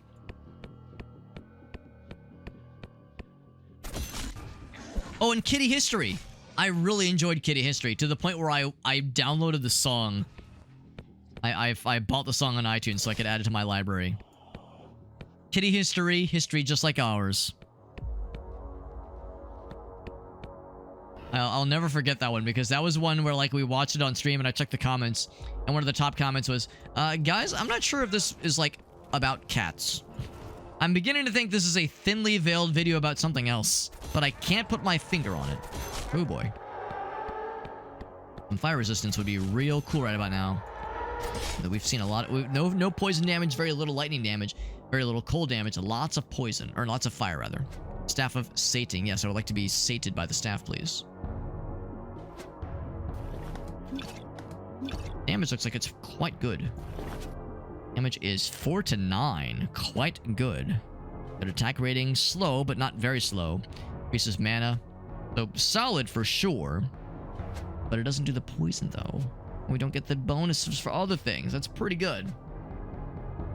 Yeah, Kitty History. Oh, that was a solo Trevor Moore. Gotcha. Very unhinged. Extremely good. I love it. I love that video. Shockface says, I want to put my finger on it. Yeah, it's a good weapon for sure. And the increase of mana sounds nifty. But I think the poison does, well, the fact that this has like the poison damage on top, so that 2 to 7 really becomes a 3 to 9, presuming it's not immune to poison. So then this 4 to 9 doesn't quite hit as deep, and also this has a higher attack speed. So I think for now I will avoid the Staff of Sating, even though it is a very good staff, no question. Stone Frostbitten Fetish, Idol of Virility. A virile fetish. That's right, that's what we're all about. Oh, I did pick up an amulet earlier. Increases spellcasting speed. That's pretty sick. That is quite sick. 2 to Constitution. That just increased health to, by 1. But it's an increase to Con by 2 and also increased health by 4. And better resistance to cold. There's no poison resistance. That's pretty powerful. Pretty powerful. So I'll have that be part of our alternate loadout. Pretty cool. Oh.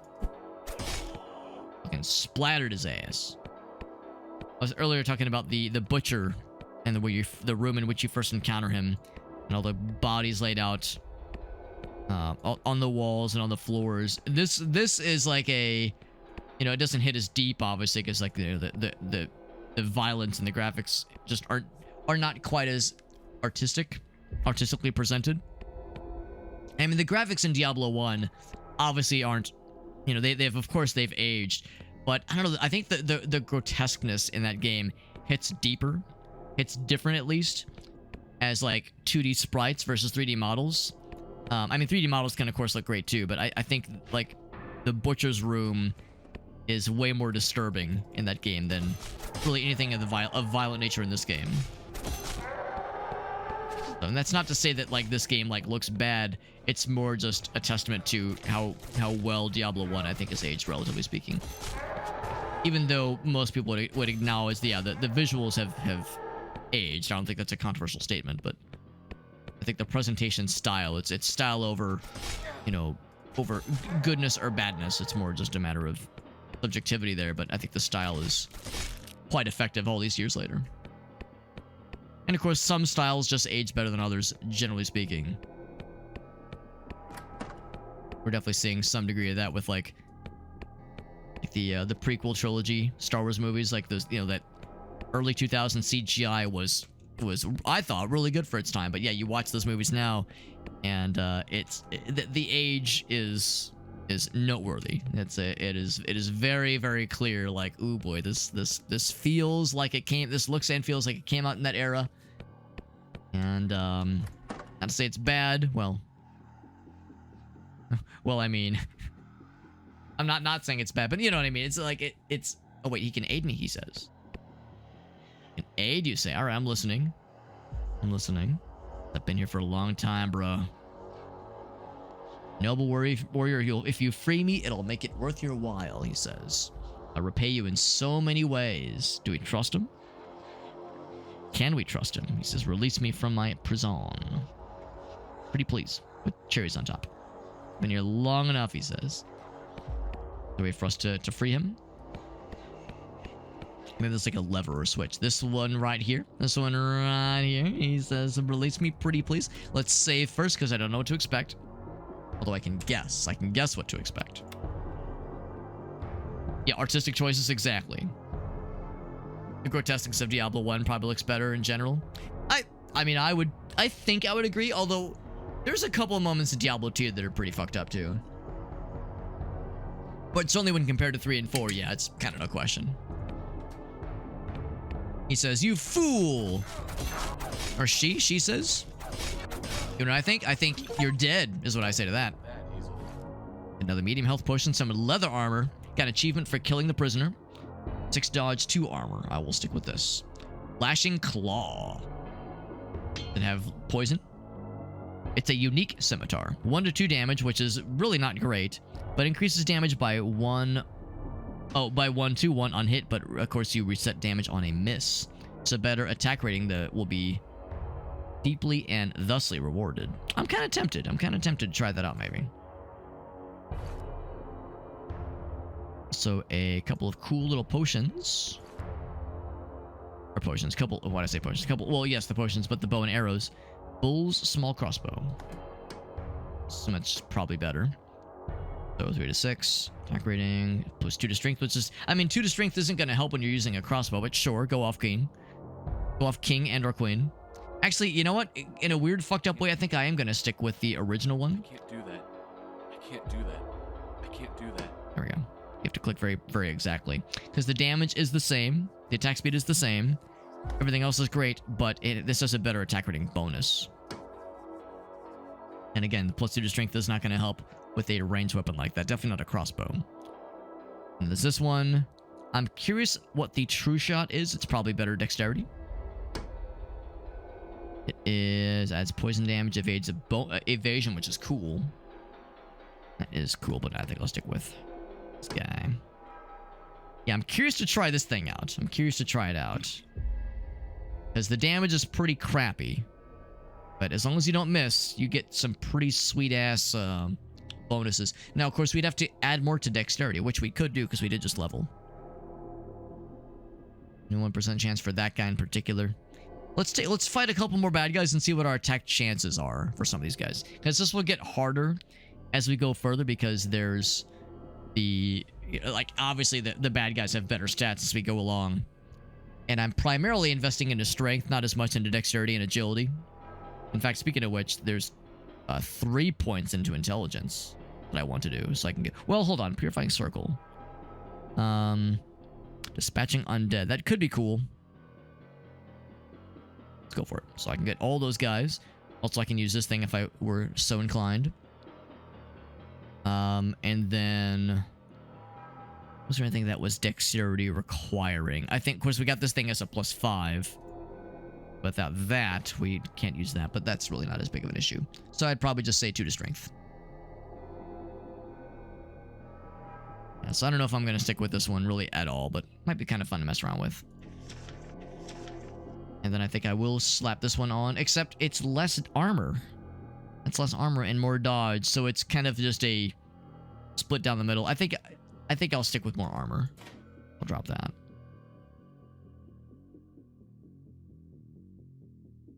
Four has some cool cutscenes. Oh yeah, 3 had some good cutscenes too, for that matter too. Really, yeah, I would say everything after 1 had amazing cutscenes. 1's cutscenes were just okay, but they were, you know, for the late 90s, they were fine. They were acceptable for their time.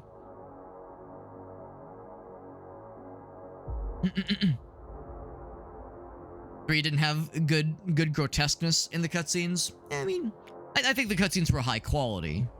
But yeah, maybe not quite as much like gross F factor necessarily. 4 did better than 2. That's a fair point. I mean, since I've not actually played 4, I definitely can't say for sure, you know, firsthand at least. But of course, I did see the opening cinematic, you know, the announcing cinematic where they showed, what's her face? Lilith, I think is her name. I can't do that. And like, yeah, that whole scene, the significance of that scene is not lost on me, and like what exactly is being done to the dudes that are, you know, trying to resurrect her or trying to summon her, I suppose. Yeah, it's definitely out there. It's definitely out there and fucked up and grotesque. So, no question that is that there's probably more where that came from. Look at all these dead bodies. That was not just like an out of pocket kind of cutscene for that game. It would not shock me if there was a lot more where that came from in that game. But just the game in general, yeah, not just in the cutscenes. Yeah, that's impressive. That is impressive. Now, I really should play the game at some point. I mean, I've kind of been on a useless, I don't know if crusade is the right word, but I've been in this mode of where I just don't really want to play Blizzard games anymore. Part of it is because it's Activision Blizzard, and it's a very different company than the Blizzard that we all fell in love with from way back when when Blizzard North made Diablo, and you know, when Blizzard made StarCraft and World of Warcraft, all these other things. Silver Skull, that's interesting. Do I put it here? Can't do that. Like a skull might be of use to someone. Good to know. Good to know to someone. So I mean, yeah, it's a very different company, but also like, you know, Blizzard has some not so great connotations with certain like exposés on the way they've treated their employees in the past and some of the other fucked up shit that they've gotten dinged for. So it's just kind of like, I don't know if it's a boycott necessarily that I'm doing, but I don't really have it in me. Like, I'm just not really like, I look at a Blizzard game and I go and I feel just kind of sad. Even playing something like Diablo 1 or Diablo 2, I don't know, man. Like, it affects my ability to enjoy them. Like, it's not as fun now, knowing how shitty Blizzard is now and how awful they treat their employees, how they've, like, you know, very much contributed to making their lives the lives of those who've worked for them, you know, so much worse. Bobby Kotick being at the helm for so long and actively being a force for like malevolence in the games industry is beyond fucked. And I don't know, I don't want to like sound like I'm trying to be like, if you play Blizzard games, you're bad, because it's, you know, it's a personal thing. You know, I'm not trying to like preach to anybody, but for me personally, I lose faith in humanity when I think of Blizzard, and it just kind of makes me sad because it takes the fun out of it a little bit. So as a result, I haven't played Diablo 4, even though I'm sure I would enjoy it, and I'll probably get around to it eventually, but it makes me sad. Makes me a little sad. Also, speaking of sad, this is a very unexciting large axe. Despite having some cool large axes earlier, that one is just okay. Story's pretty cool, but the end game, yeah. I mean, that's how I feel about Diablo 3. Well, even Diablo 2 for that matter. I've never had any interest in going into like the post-game content for any game ever, by Blizzard or otherwise. When it's like of that kind of Diablo-like experience, you know, grinding out rift keys, that kind of thing. I lose interest real quickly on that kind of stuff. I'm not trying to say that it's stupid necessarily, just not for me. It's not for me specifically, so I see that kind of stuff and I go, I mean, it's cool that other people enjoy it. Not for Alex, though. Not for Alex. Intelligence 21, Purifying Circle, I guess the next level. If you're able to... Yeah, level 1. So yeah, you can level them up. That's kind of nice. They devalued themselves. That's what Microsoft bought them. Did Microsoft buy Blizzard? Activision Blizzard? I know they bought Bethesda, but I can't remember if they bought Activision Blizzard. Yeah, the breast milk in the break room. Yeah, you reminded me about that shit, Ogasso. Yeah, I had purged that shit from my memory, but we were joking about something with Blizzard not too long ago, and you were like, "Oh yeah, the breast milk thing, Alex, right, Alex?" And I was like, "What?" You were like, "Don't worry, it's a thing." And I was like, "What? This makes me sad." So I had like successfully purged it from my memory banks, and then Ogasso forced me to remember it, kicking and screaming.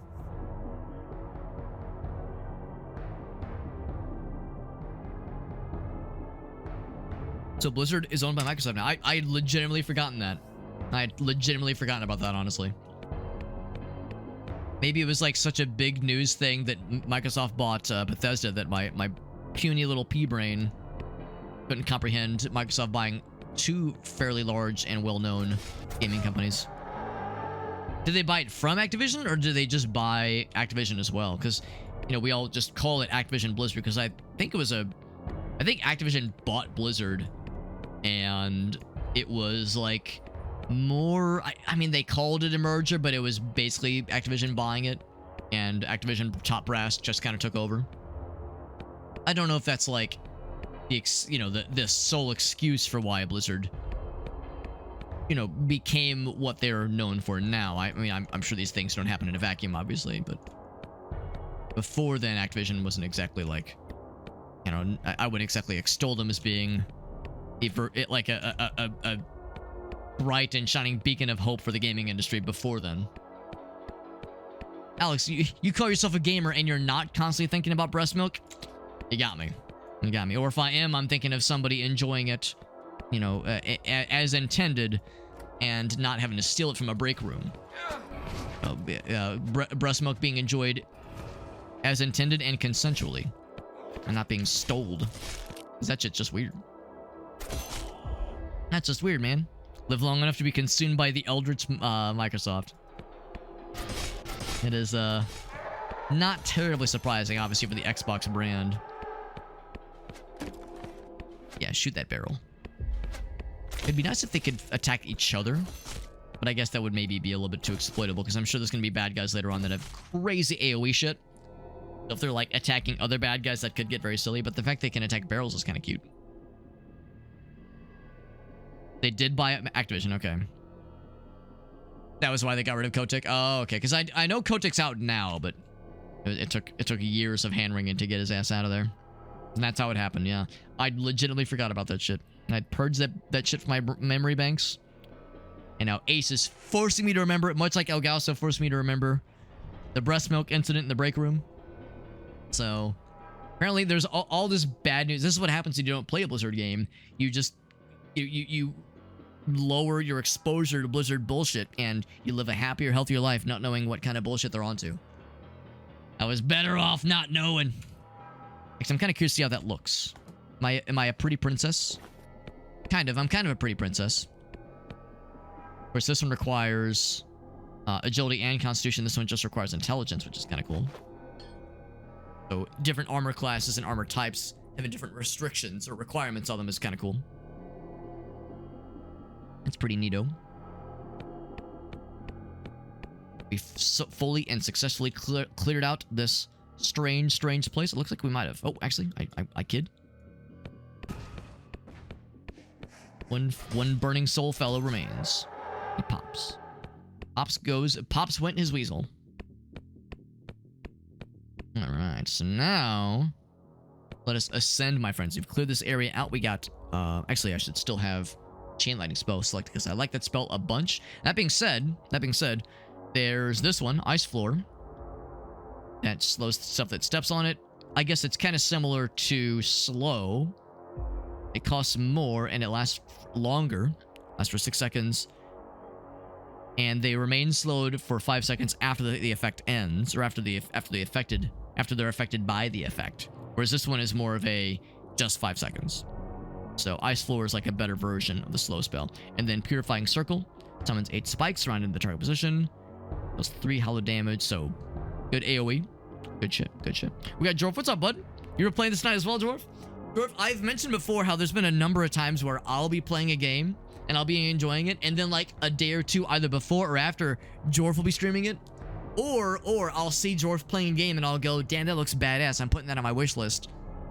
So I'm not gonna say we share one brain cell, but I steal some of your brain cells at least. I steal 2 or 3 of your brain cells from time to time. I steal a few of them, or I borrow your brain cells from time to time. So up to 3 times, 9 damage. That's really good. Yeah, as far as like a really badass spell that is kind of a nuke, that's a good one. That's a good one. Although that being said, since I have one more spell slot open, I'll give that one to Damage, 8 spikes, 3 damage, multiple spikes in at the same target. That's pretty cool. Probably have this one for... Actually, no. We'll have that one. Because I'm not going to need that slow spell anymore. We've basically got it just a slightly more expensive, but just generally better version of it. Unless the area is smaller. The area of effect, but it probably isn't too bad. So that'll be... what did I say? So we'll have that one be F1. This one be F2. And then since I have a third slot, give it to that one. Cool. Cool. That way I can diversify. Jorf, what did you think of this game, by the way? Because we were just saying earlier, I love Diablo 1. And there hasn't been a ton of Diablo-like games that I've played, at least, that properly reference Diablo 1. Usually a Diablo-like that is advertised as being a Diablo-inspired game usually is more inspired by Diablo 2. You know, usually it's more of an action fest, more of a screen-clearing experience, which is still fun. I love Diablo 2, but not a lot of games that properly play homage to the OG, like the very first one, which is, you know, slower and scarier and harder, I think. I think this game's a lot harder than Diablo 2.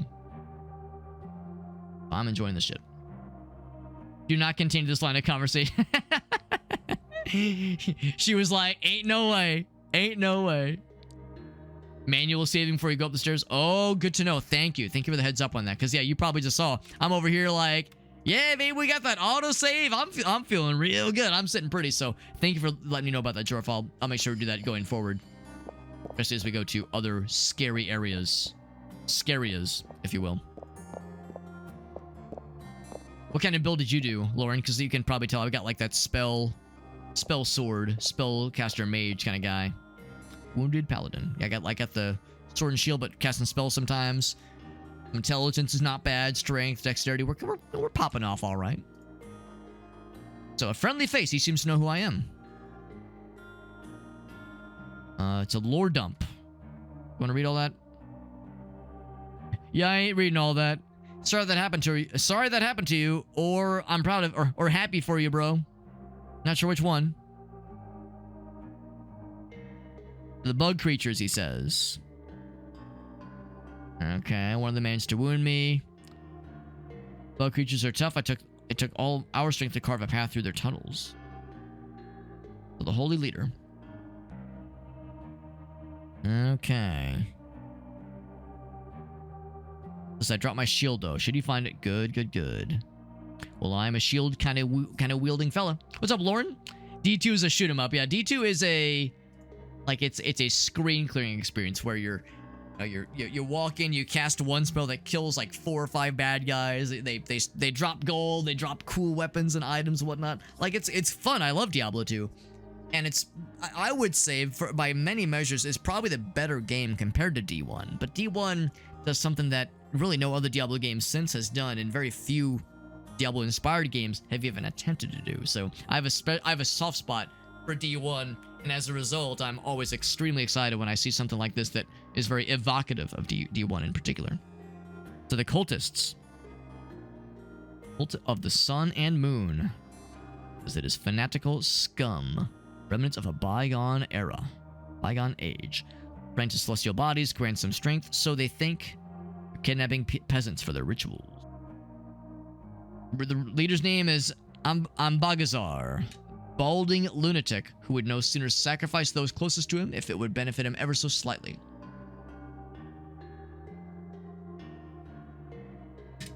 I would like to personally witness the execution of that degenerate, he says. How about the giant buggies? Whoops, no, sorry. I'm trying to click the scroll wheel, not walk away from you rudely. Give us a first-person D2. I'd be down. I'd be down for a first-person Diablo 2. Absolutely. It's in an oversaturated market. Yeah. Well, that's part of my problem is that whenever I play a game that is very clearly gunning for what Diablo 2 did, happened with Path of Exile, happened with Torchlight. Didn't happen so much with that Achilles game we played. I really enjoyed that one. That's more of a Titan Quest-esque game more than anything. But yeah, anytime I play any of these advertised as, bro, if you love Diablo, you're gonna love this game, and then I try it out, I fire it up, and I see that it's D2 inspired. In my mind, usually what happens is I get a certain point in, and I go, this is cool, but I would just rather be playing Diablo 2. If I want a Diablo 2 inspired experience, I'd rather just play that one. And I think that's because of the oversaturated market, like Ace Roy said. I don't really have that problem with this game. Well, for one thing, again, I have this weird thing about not really feeling comfortable playing Blizzard games right now. But even still, I appreciate this game and has quite a bit of different things going on. Of course, the D1 influence is very prominently worn on its sleeve, but I appreciate that there's some deviations that are enough to kind of give it its own voice as well. So I'm having a good time here, but I would almost want that problem to happen where there's an abundance of D1 inspired games that properly attempt at least to do it justice, as I'm enjoying this a bunch. And the bug demons, he says, so a bunch of empty cages and dead cultists. Maybe the cults are fumbling with their tools, maybe, so to speak. The cultists are getting eaten by the buggos. All right, any advice? Give me a skull. He like rips his own skull out of his head and gives it to me. And his fleshy head without a skull is like flapping around. Go back on your glass. Slapping around. Many rooms are sealed off by mechanisms. Couldn't explore much. I'm no good at this kind of stuff. Do not underestimate their warrior caste, he says. The brutes wear no armor and feel no pain. They relish it. I found a peculiar object even. More useful than me. Good thing I asked. My collection grows. If I put him in the cube, if I find a third one and put him in the cube, will I get a flawless skull? Yeah, then they're not better, of course. Right, yeah, that's how I feel. I mean, usually it's a Diablo 2, but different. Like, Path of Exile is a very good example of that. You know, it's like Diablo, like Path of Exile is like Diablo 2, much more modernized. Some very different takes, and of course, you know, the end game experience. This little sad little skeleton, he's so sad. The end game experience, or I guess post game experience, for Path of Exile is also quite different than what you would experience with Diablo 2. And it's free to play, like, you know, there's all these other kind of things that set it apart. But yeah, there's at least that sense of this is trying some other things, which is kind of cool. It's trying some other things and focuses on other aspects differently, so it's different enough, but yeah, it's not different enough for me though. That's the thing. For me though, it's like I'd rather just be playing the original, especially because the things that Path of Exile focuses on is stuff that I don't really have much interest in. You know, I don't really have interest in like looking up bajillion different kinds of build opportunities. I'd rather just kind of go off on my own and fuck around than to, you know, have to keep up with the meta that is ever evolving. 2 does look pretty cool. 2 does look very cool. I've been disheartened by the more recent changes and the more recent patches, because it sounds like Path of Exile 2 is kind of rubbing up against itself, or its past self rather, where Path of Exile 2 wants to be slower and more methodical and more Dark Souls inspired, but it keeps trying to also placate the people that played a lot of Path of Exile 1, and they want faster mobs, they want faster encounters, they want the screen clearing experience. So it's like there's this weird like dichotomy that Path of Exile 2 is stuck in the middle of. So it's in early access right now, you know, it's still got a ways to go, but I'm sure they'll figure it out and it'll get there. But right now it's in a weird place, and I haven't had any interest in playing it myself. I've watched people stream it and it looks great, but yeah, just probably not for me, honestly. Adds fire damage, increases health. It's pretty cool, but no armor. What's my guy at right now? Armor, so I would lose an armor of 2, but I get a dodge of 5, which is pretty sick. Pretty cool. I think I'll go for it. Of course, that only is relevant when we're using that armor set, that weapon set rather. So it doesn't really do me any good right now. But if I end up switching back to that guy for some range opportunities, that'd be a pretty good one. It's moved away from it. Yeah. Because at the start, it looked like it was a lot slower, a lot more on the slower end of Diablo-inspired games and action RPGs. Yeah, more Dark Souls inspired. Yeah, the boss fight. Yeah, that's exactly it. I've heard the boss fights make it feel more like a Soulsborne game, which for some people is not what they're into, but I think is awesome as hell. Yeah, it's very, very cool. Ouch. Or of course, I would think that's cool because I want the slower, more deliberate kind of playstyle. Yeah, so I don't know. I maybe I'll check it out at some point. I'm in no rush. Sun Cult Vessel. It's 2 little fireball thingies. hand axe, 4 to 9. That's not bad. Bracelets. Once again, this is getting nice and full. I think I am just gonna not attempt this one. Not happening. But we have... yep, it's a little bit nicer. 2 and 5 versus 2 and 4. I'll take it. This guy.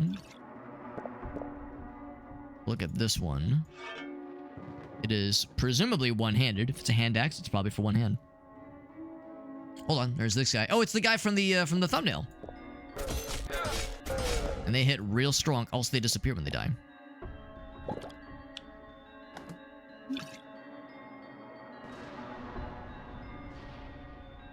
Let's see, yeah, 4 to 9. So, out of curiosity, 4 to 10.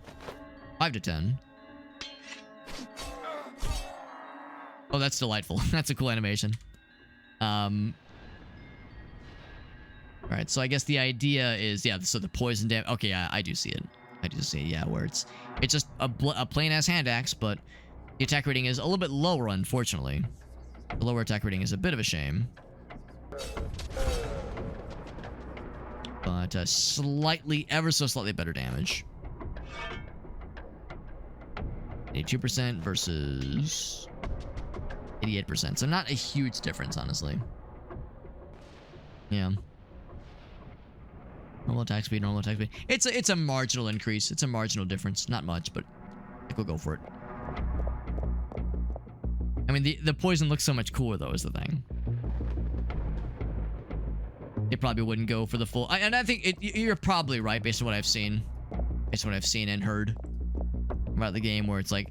the developers seem like they're making a conscious decision to stick to... this very different kind of approach compared to the first game. But yeah, I understand that they're... they do want to do things that would also... lure in people that played a lot of the first game, because that's a significant part of their player base, obviously. So it's a tricky thing, you want to do something different and have like a different approach, but also not alienate your community. Much like Diablo 1, we're seeing lots of bodies mounted on pikes.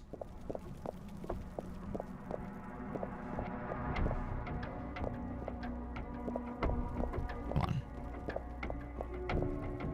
Dual wielding requires the reach around spell. Ah, yes. Level 12 is when you get that shit. I believe it.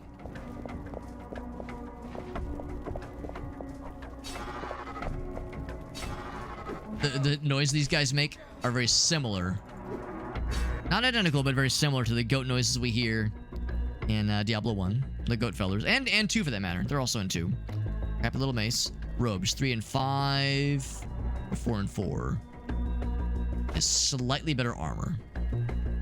Yeah, we're investing more into armor than anything. Am I gonna regret this? Maybe.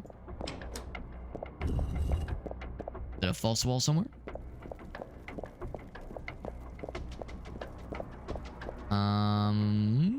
I heard like a noise. I heard something happen.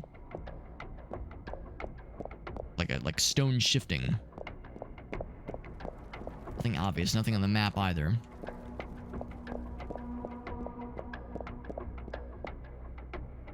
That store wasn't particularly exciting. Trying to get over there.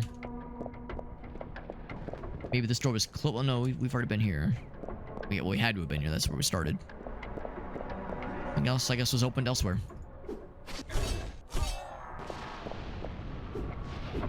The thunderstorms in the background.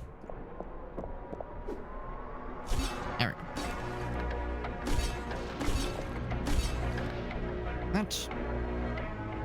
It is a difficult, but it absolutely is. Yeah, so I appreciate that they're trying something different, but I recognize it's putting them in a tricky bind. I don't envy that position, but I do appreciate it.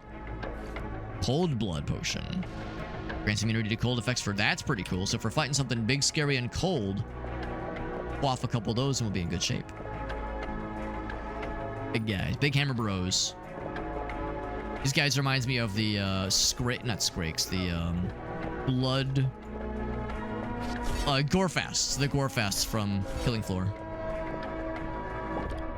Red and mostly one-handed and fast.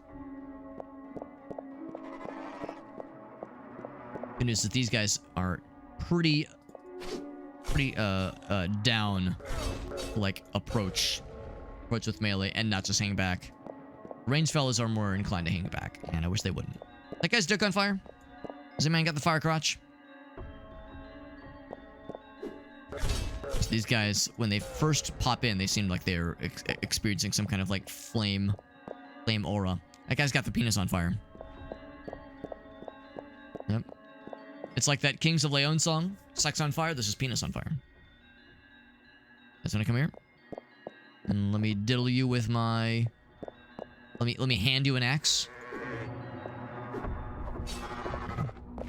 Ouch. Please. Please. There we go. I chopped him in half. Hell yeah. Well, sorry for that guy, though. Here's the cage the guy told us about.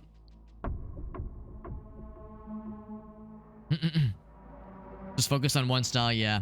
Yeah, like I said, it's early access, so I'm sure it'll get there. The devs seem like they know what they're doing.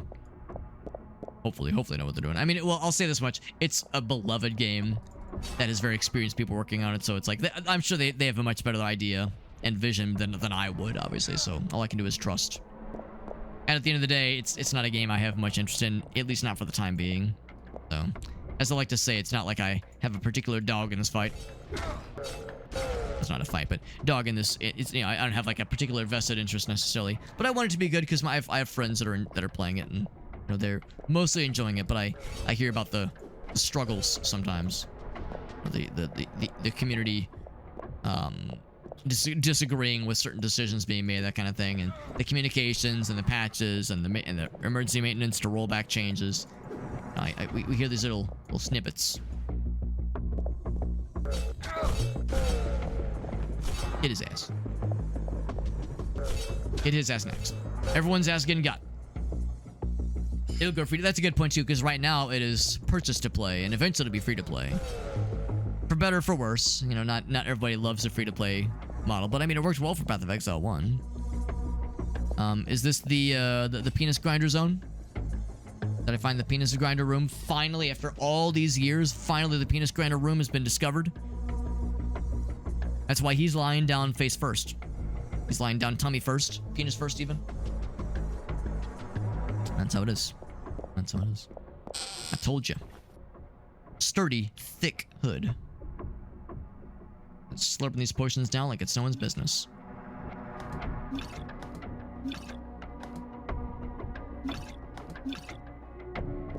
Take a look. In a book. Right now, we have that +5 to dexterity. The better dodge is nice. That being said, I think the dexterity benefit... Well, it helps our attack rating, which is better for us being accurate. I think I'll hold off on this one for now. For now.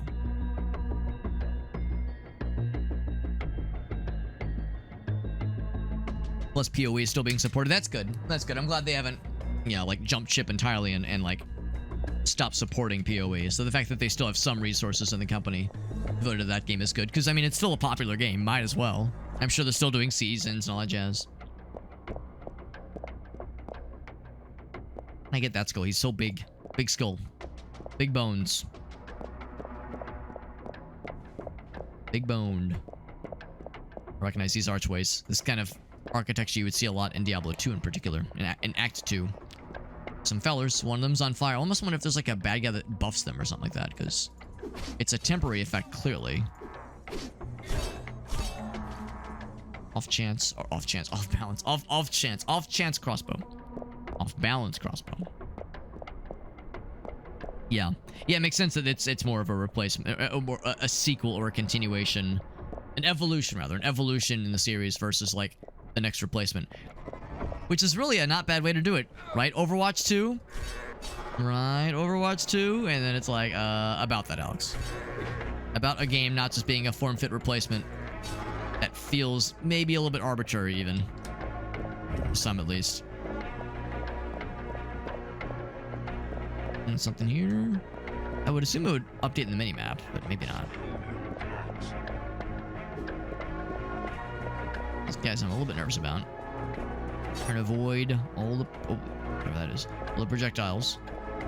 And right there. Thank you.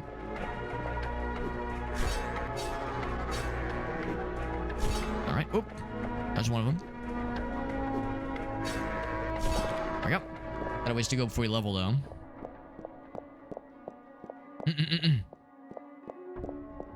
Trying to reach the market that one couldn't reach, yeah. Yeah, maybe they're trying to reach people like me. Trying to reach the holdouts. So. And of course, like it said, like trying to get into that crowd of people that enjoys action role-playing games, but also loves Dark Souls, because Soulsborne games are still hot. They probably will be for a long, long time, as they should. It's the idea of a Diablo sort of Path of Exile kind of game that is not just PoE but more, but yeah, has some Dark Souls-isms thrown in. That would have absolutely mass appeal. Their balance team, I'm not so sure about. I mean, I wouldn't just yeah, the balance aspect of making like balanced builds, because I know you've mentioned, Ogausa, some of those seasons and the seemingly arbitrary ways they would just fling shit around to mix up the meta. I mean, I can appreciate shuffling the meta, but you know, the fact that it would screw over builds that were in progress fairly willy-nilly. It's no wonder that didn't rub some people the wrong way, at least sometimes. So yeah, I guess I can't speak to their ability to make, like, you know, balanced leagues league changes, that kind of thing. Yeah, I don't know. I mean, hopefully it would be the kind of thing where if there's less of a focus on the loot treadmill, then maybe there's an opportunity there for them to be not quite as like weird and yeah, just arbitrarily like fucking with shit all the time with the balance, like for like the overall game balance for seemingly no reason. Again, all I can go by is what other people have described to me, since I've never really, well, I have played the game, but I never stuck with it, obviously. Lightning, there we go. Another. Yeah, get their asses. No reach him too, but he was too far away.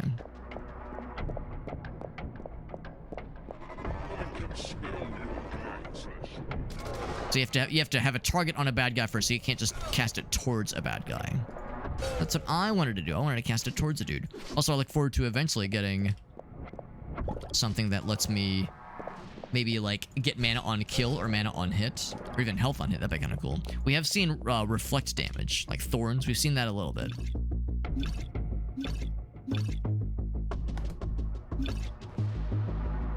Your amulet, by the way, increases mana, increases spellcasting speed, cold damage, and dexterity. Yeah, spellcasting speed is not something I need too much right now. So I'll take that one. This one's blue. Yeah, different games exactly. But there is crossover. Yeah, just in the methodicalness and the overall just kind of mood and pacing of it. Yeah, there's I like to think there's you know, room to appreciate both. I wonder if cold, of course we saw it like visibly turned him blue, but I wonder if it like slows him down at all, like slows their movement speed at all. I wouldn't expect much. Good, 5 and 2.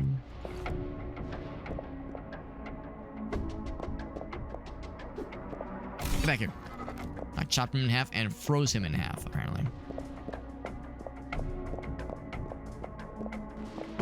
Someone's trying to talk to us. Perhaps my wares can be of use. Wares, you say? I'm curious. Alright, so... Oh, here we go. You use the silver skulls to trade. Fragment of your mind to refresh my wares. It'll cost you 2 max mana. And that's to refresh your wares. So there's no gold, but there are these curious, valuable skulls. Looks like an army hat. Skull cap. I mean, I guess that's kind of what it is, honestly. And this one looks like the world's, just like that shape. The shape right here obviously goes on our head, but it looks like the world's least comfortable, we'll just say undergarment. Pelvic region, pelvicular undergarment. You see what I'm saying? Like where it would like the skull covers like the main thing. And then like it kind of wraps around the back. I mean, it would not be very comfortable, and of course it would slide down constantly because there's no way for it to attach all the way. Yeah, the pink one. Yeah, this thing. Yeah, and this is the army hat thing. Yeah. Nothing else really looks very underwear, undergarment inspired. I definitely don't mean the bardiche or the spear. Yeah, it's like a skull jockstrap. Exactly. Yeah. So one we have right now is pretty good. Is any of these worth 2 silver skulls? Oh, no, it's 1 per silver skull. Okay, cool. I'm curious about this thing. That attack rating, that damage, very slow, but still. And lightning damage and more max health. God damn, that is delish. That is delish. We're a ways from leveling up. I'm tempted by that one with its attack speed. And mana stolen per hit. Damn, that's sick. That is sick. That's awful. Armor of 0. Oof. This is item dodge at the cost of... If the cost of armor is right. There's health on kill. That's nice. It's kind of like what we have, but mana steal. Like that a lot. There's form fit replacement otherwise. Strength and intelligence. Is that a Dorito? Is that a singular Dorito? Yeah. From a raw numbers perspective, that hand axe or bardiche is indeed shocking. And of course, our shield isn't really much to write home about, honestly. Can I sell him stuff? Can I be like, hey, you want this? Oh! Not what I meant to do. I was like, hey, you want this? And then it just went like, nope. Okay, well, what did I buy? I bought a spear that I wasn't that interested in. 3 to 8 damage. Ugh. It's worse. It's worse, man. I'm the 2 mana stolen for... Okay, that's nice, but yeah. Yeah, so I effectively threw a skull away. That's unfortunate. I was like, yeah, can I sell you things to get skulls back? Is that how it works? That's not how it works. It would be crazy broken if that was the case. Unless it was like, you know, bring him like a green or yellow text thing, then we'll talk. But blue, no way. No way, man. The Dorito, you never know. 2 to agility's not bad. We got that 2 to dex, and I like that cold damage. Resistance to poison. Cold. Oh wait, that's increased health by 4. All right, so I can only make 1 purchase for now. So I was thinking either this guy with the mana stolen or go for this thing, because the damage is so stupid, and that attack rating means our attacks will be more accurate. Yeah, so it's a shame this was such a waste. Increases health, mana stolen. It's cool. It's cool and all. This would probably be the safer choice because it's mana stolen per hit, and the damage is quite good, and it's a faster attack, which is nice. Not as generous of an attack rating bonus though. What am I doing? Of course I gotta go for the big stupid thing. Of course. I can't do that. Yeah, because our shield is nice, but I can live without it. I guess for now I'll hang on to it, but I could see myself pretty easily and pretty quickly getting rid of it. Of these 2 things, I really don't need both. I don't even know what Bloodlust is. I think by this point we have enough spells, so I'd probably get rid of that one. And if I go back to this guy, we have that fire damage. This is lightning damage. Attack rating, which we don't really care too much about. Yeah, I don't really think attack rating really matters too much with these wands necessarily. I like that fireball spell too much, so I'd probably drop that one. Spellcasting speed. At some point, I could see that maybe coming into play. Maybe. Let's see. So this one has... that's what this one is. The one that's equipped right now is on the top. That one has fire damage, increased health, increased item dodge. So the dodge is really good. Constitution, health by 4. Yeah, probably not. Okay, so putting out some space. Our space is still 90% health potions and mana potions that matter. I imagine that's probably how a lot of people are in this game. They probably just hoard the potions because, you know, other than this guy, this is the one shop we've ever seen. There's no gold. All you have is sometimes some silver skulls, but those are hard to find.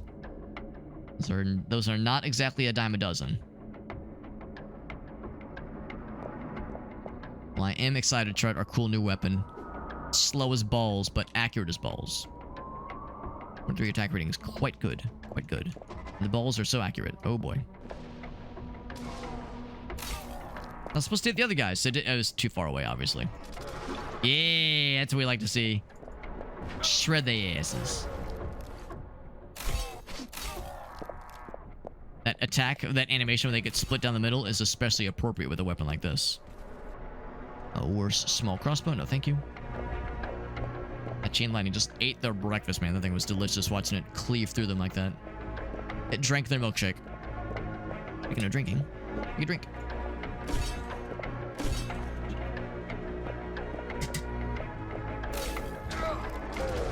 I wonder how close I am to getting to the end of this game. I don't imagine that there's like a billion levels in this game, and this is looking very ornate. They didn't say it, at least earlier, how many levels there are necessarily. I was curious if it like said anything. You know, you're on this floor.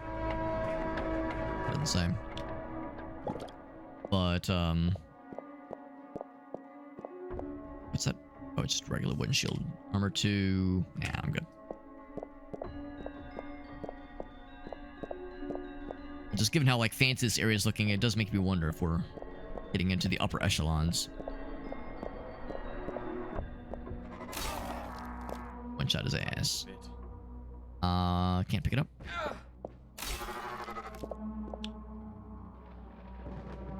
Oh, sure enough, I cannot. Found a piss potion. Iron blood. Immunity to poison. Wow. Resistance to fire and then +1 to slow, which is cool. The slow part is not quite as exciting. Just 1 fire damage, increase health, item dodge. I would say that's probably overall better. The resistance part is pretty nice, especially resistance to fire. Resistance to fire is, we haven't really seen much of that lately. And fire is the most common, element of damage that we've had to deal with so far in this game. Not sure if that's always going to be the case, but we've seen a lot of dudes shooting those little fire projectiles at us, being generally annoying little shitters. Ooh, that's exciting. Not sure what that is, but it's probably something fucked.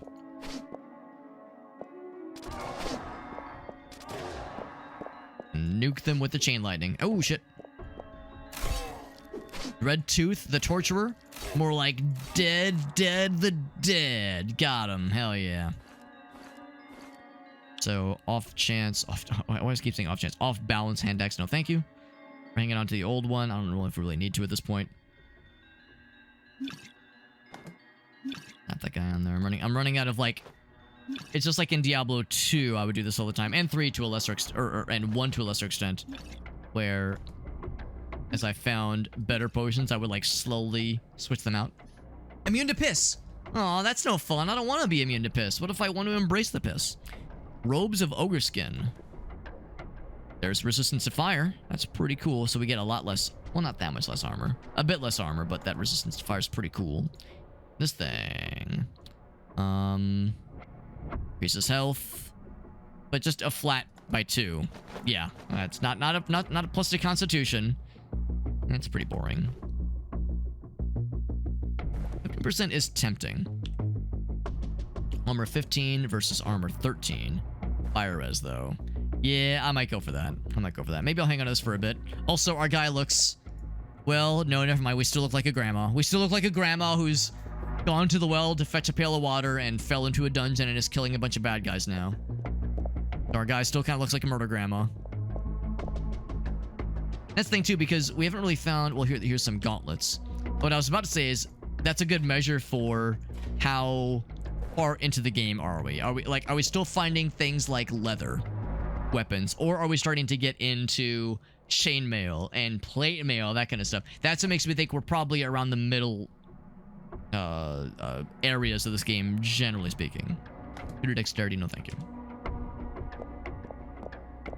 I could be wrong though. I could be wrong.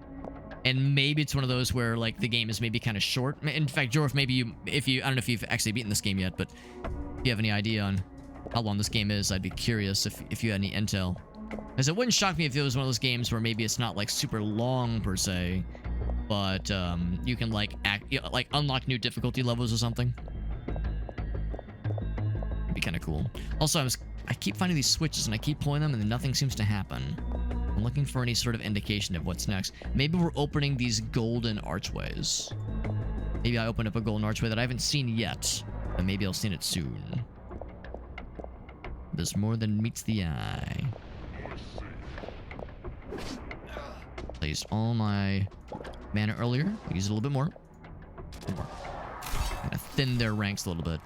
Good for crowd control, absolutely. Oh, I see the shadow. I thought that was a dude approaching from beyond. I was afraid.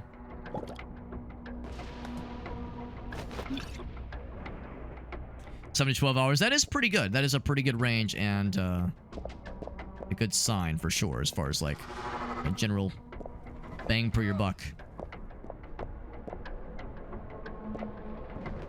How long did it take to beat Diablo 1 back in the day? Like the first time? I would say probably longer than 12 hours, probably. Although, I don't know, that's not like that over the top necessarily as far as like a gameplay time estimate. Oh, I'm out of mana. I'm about to level, so maybe I shouldn't go too ham on it. Because yeah, with Diablo, you know, there's 20 levels, or is it 15? So there's 4 areas. There's the church, there's the cathedral, there's the cathedral, catacombs, caves, and then hell. So yeah, I think it's 20 total. And it's 5 each.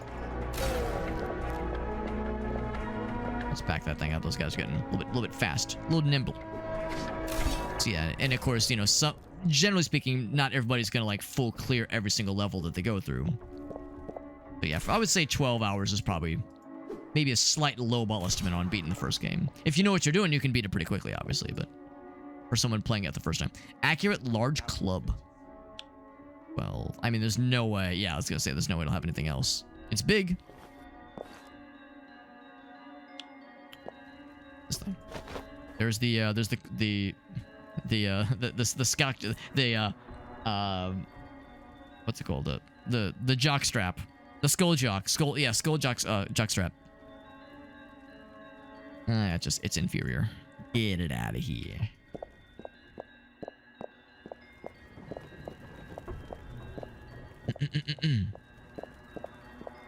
Out of curiosity, Jorf, what kind of character did you build when you were playing this game? Did you successfully resist the siren call to make a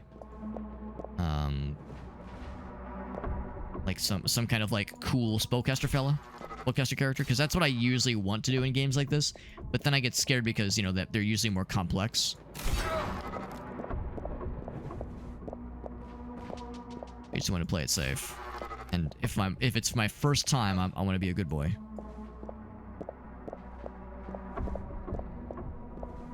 Speaking of, I want to be a good boy and kill them to get a level up, like that. Ouch! I can do this.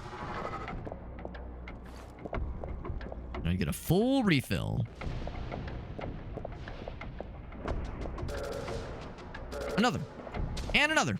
Because that's a lot of them. Oh, I'm out of mana. Brrr.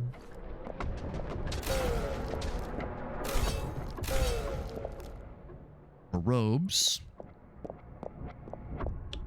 Let's take a look then. Was there anything else that I picked up just now? No, just some potions. Of course, leaning very heavily on that chain lightning spell, but it's very good. It's expensive, very expensive. So, you know, if this was a Diablo 2 inspired experience, we'd have mana that was auto regenerating very quickly, or relatively quickly, and I would be able to like use that all the damn time. Whereas here, I am hoarding a lot of mana potions. That is allowing me to pull some straight up gamer shit for sure. That was a waste. I shouldn't have cast it on that guy. Weak large club. Wand of the Apprentice. Hatch. Yeah, sure enough, I think those levers are activating these gold archways, or unlocking them rather.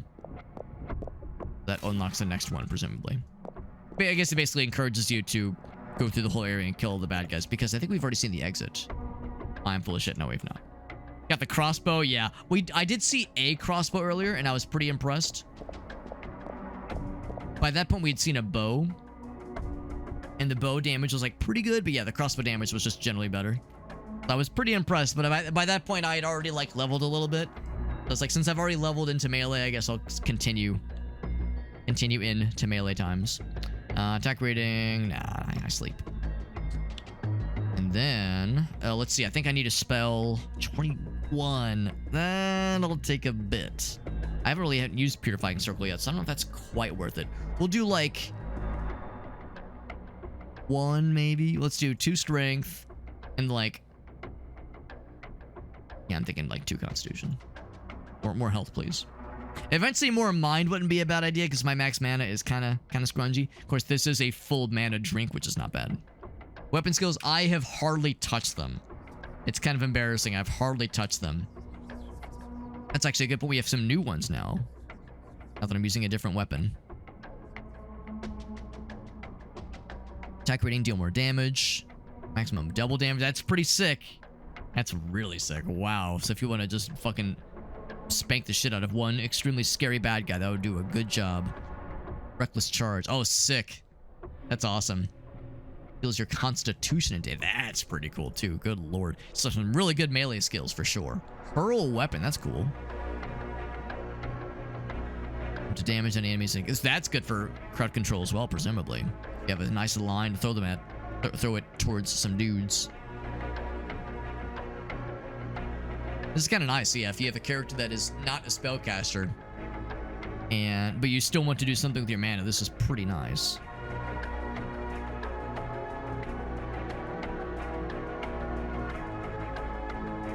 But if you hit the wall or something like that, yeah, or if you cannot re-equip itself in the previously held slot, you'll just fall in the gun. That's kind of a fun detail. That's pretty sick. 25 strength for this one. Slam. There's the ground pound. There's that AoE. Yeah. Yeah, this would be potentially a replacement for the chain lightning spell I've been using, just because it goes through and attempts to damage enemies and any enemies it encounters, which is pretty cool. Deal their damage plus an additional 15% of your total strength and better attack ratings. That's pretty cool. Pretty cool. Whereas, yeah, that's cool for dealing damage to a single target. This is amazing for dealing damage to a single target. So I could definitely see myself going for this thing. I'm trying to whoop up on some motherfuckers. Like a big scary guy, like a big scary boss guy of some kind. So, good stuff. Yeah, good. Thank you for reminding me about those, Jorf. I absolutely had not looked at those in a while. Certainly not since I started or changed to a different weapon. I really like that weapon art system. Weapon skill system. A little bit different from how, you know, Diablo 2 did it, for instance. Ooh, speaking of which, I think there's still a lot of other dudes.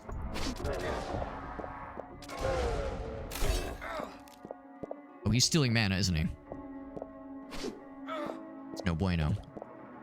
No, I don't want to use it on him. I want to use it on the other guy.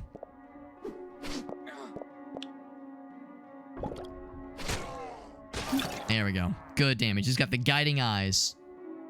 You can't hide your guiding eyes. Purifying Circle again. Am I allowed to have multiple of the same one? Okay, I think I can drop this armor. That fire resistance is pretty nice, given that they're all throwing some fire shit at me anyway. Purifying Circle, Purifying Circle. So I'm guessing once you get the level 2 version, the next one costs a whole bunch of brain juice to be able to learn it. Robes. So the guiding eyes is presumably a badass shield.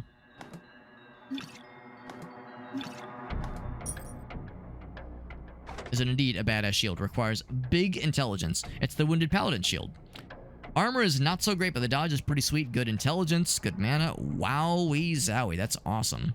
Cannot use shield combat arts, though. Damage is absorbed by mana. That's cool. Well, I mean, it could get annoying, but that's quite cool. That's really cool. If I get problem is I have a really good melee, two-handed melee weapon. We could go back to this one, obviously, and it would be a little bit less sexy. It's pretty nice. It's pretty nice. It's only better than this shield. No question. No question. Kind of a low bar, but still, I digress. So Jorfu reminded us of the combat arts because that made that encounter a lot easier. Would have been a lot scarier if I was having to do regular old boring ass attacks against that dude.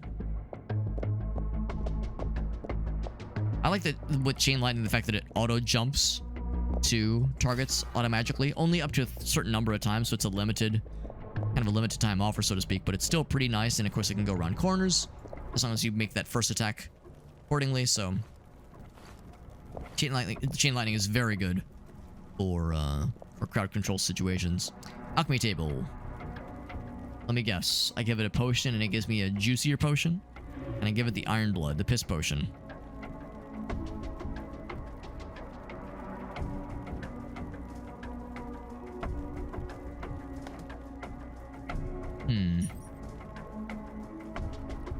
My weapon. Won't take it. Okay, I figured that was wishful thinking. That's the thing. These are already pretty good. Yeah, I would say, can I get like a better version of this thing? Oh, it just transmuted to an Iron Blood. I mean, I would have rather have kept that, maybe like a better version of the blue one, but that's fine. Oh, but what if I do this? Oh, okay. Well, that's easy then. And this goes from blue to red. Hey, I see. Two sides of the same coin. We have a pretty good mix, honestly, of red and blue, so I think I'm okay. The color coordination, it was not intentional, but I'm really happy with it too. I'm definitely not the kind of person where I play a game like this, I go out of my way to make my person look pretty. It is not paramount to how I play games like this. I definitely know of the kind of person that plays a, like, you know, World of Warcraft or some other game. It's like, listen, I know this one thing is better, but it ruins my whole look. It ruins my whole vibe. I gotta look like a badass. I gotta look like a hero. This other thing trips it all up, so.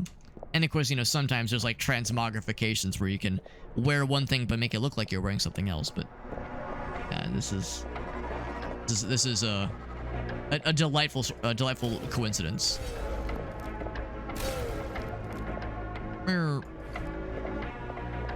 The goblin bow. Unfortunately, it shoots regular arrows and not goblins. So disappointing. Ooh, fast boys. Fast ladies, even. And they are indeed quite fast.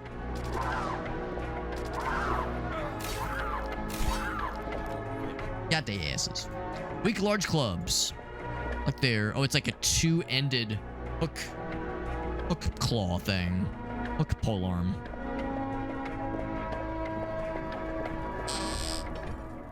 More. Moon Cult Blade. Oh, Bride, rather. How can he be married to all these brides, bro? It's kind of weird to be having so many. Save some pussy for the rest of us, won't you? And then you see all the dead bodies, you go, okay, never mind. Whole bunch of dead bodies here, yep. They almost look like mannequins. Just as long as you don't look too closely. Also, random green person, I guess poison damage got them. It was a poison assassination. Mace of Ember. I'll see what the fire damage looks like. The mace looks so cute. Look at that cute little mace. It's like a little stick. 1 to 2 fire damage. It's okay. It's just okay. I can't really compete, honestly. Some aspect of their being might be slightly slightly an undesirable personality trait. You mean an insatiable desire for violence and inescapable bloodlust and a devotion to a murderous cult is considered a bad thing? You're telling me that's considered an uncouth thing to strive towards? Consider me shocked. Sating Staff of the Viper. Here, let's take a quick look. Drop some stuff real quick so I can take a look-see. Ain't that some shit? Look, it would fit so nicely in the vertical column, and yet it is a full 8 slaughter. If you're the cult leader, though, it's different. It's totally different. 4 to 9, attack speed is also, but it has not much else. I was hoping it would add like a plus something to a spell of some kind. But otherwise, this is, you know, not that exciting, unfortunately. Poison damage, increases mana, I sleep. You know, this one's not going to be very exciting. Don't even need to look at it. The cape, I sleep. Also 1 and 3. This is 3 and 2, so already got to there. Grounded shatterproof leather gloves. So we've got 3 and 1 versus 2 and 5. Increases item dodge by 200%, which is cool, but the item dodge is not that exciting. No thank you. We'll get that guy, and we'll get that guy. Got a bunch of medium boys. We'll that one, and then switch that out, and then switch that out. Boop. Anything I would want to part with? Do I really need 2 books of this? Yes, I do. Next question.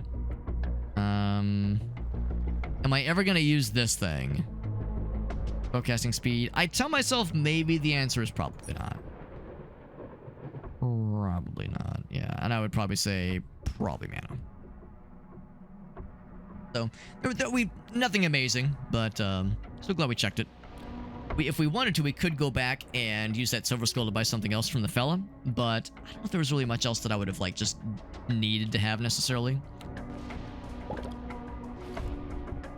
think I will hold off. Was there anything else? There looks like there wasn't any way to get into this like open area in the middle, but I think that's the point. I think the whole design of this level is to be kind of circling around this like border area. The circumference rather. And earlier we were talking about how certain areas in this game, much like Diablo 2, certain areas in this game I think are dynamically generated, are procedurally generated with the design of the dungeons, the layout of the dungeons, and I think other areas are static or are predetermined. This seems to be one of those cases. Many such cases. Quick save per Jorf's recommendation because he's a smart lad. We're gonna deck the upper halls. I don't know what the upper halls look like. Is piss stored in the upper halls? A little bit surprised it's taking this long to load. Loading zone's usually pretty quick. Just don't crash. It hasn't crashed yet. It has not crashed yet. I'd be... There we go. Press the any key. I found it. So I'm curious... Stuff right here. A golden goblin. Those are some golden goblins, all right. Those are some golden goblins. What's this thing do? Give it my weapon. Oh, it ate. You have to I see. You have to sacrifice 2 things. Book. That won't fit. Doesn't want the book.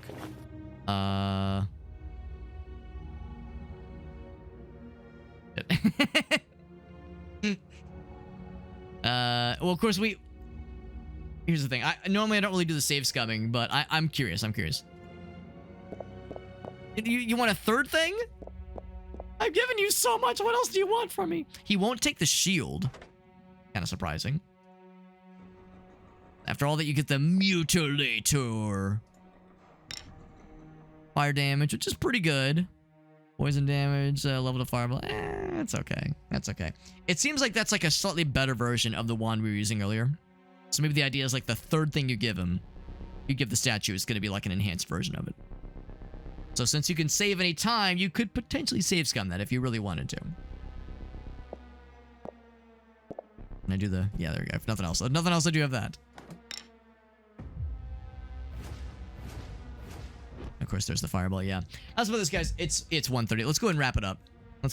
So that was part of why I was willing to maybe try that a little bit, because I knew we'd be wrapping up pretty soon. I'm really enjoying this game, though. There are... Let them perish. There are some things that I hope the dev continues to refine and continue to implement. I've had this game installed for like a few weeks, like 1 or 2 weeks now, and I've been getting very regular notifications saying, hey, new update, new patch for Tower of Kalemonvo, check that shit out. And usually I'll maybe like do a quick perusal of the patch notes, and usually it's like, oh yeah, some bug fixes, some rebalancing. In fact, I think today there was a balance patch that rebalanced a couple things. So the game is not in early access, I don't think. I don't think the game's in early access. But the... Actually, let me go take a quick little perusal. Whoops, wrong button. Tower of Kalemonvo. Take a quick look. Quick looky yucky. So. Yeah, it is not in early access. It's not in early access. So it has its 1.0 release, and yeah, the developer is making like very regular updates, which is nice to see.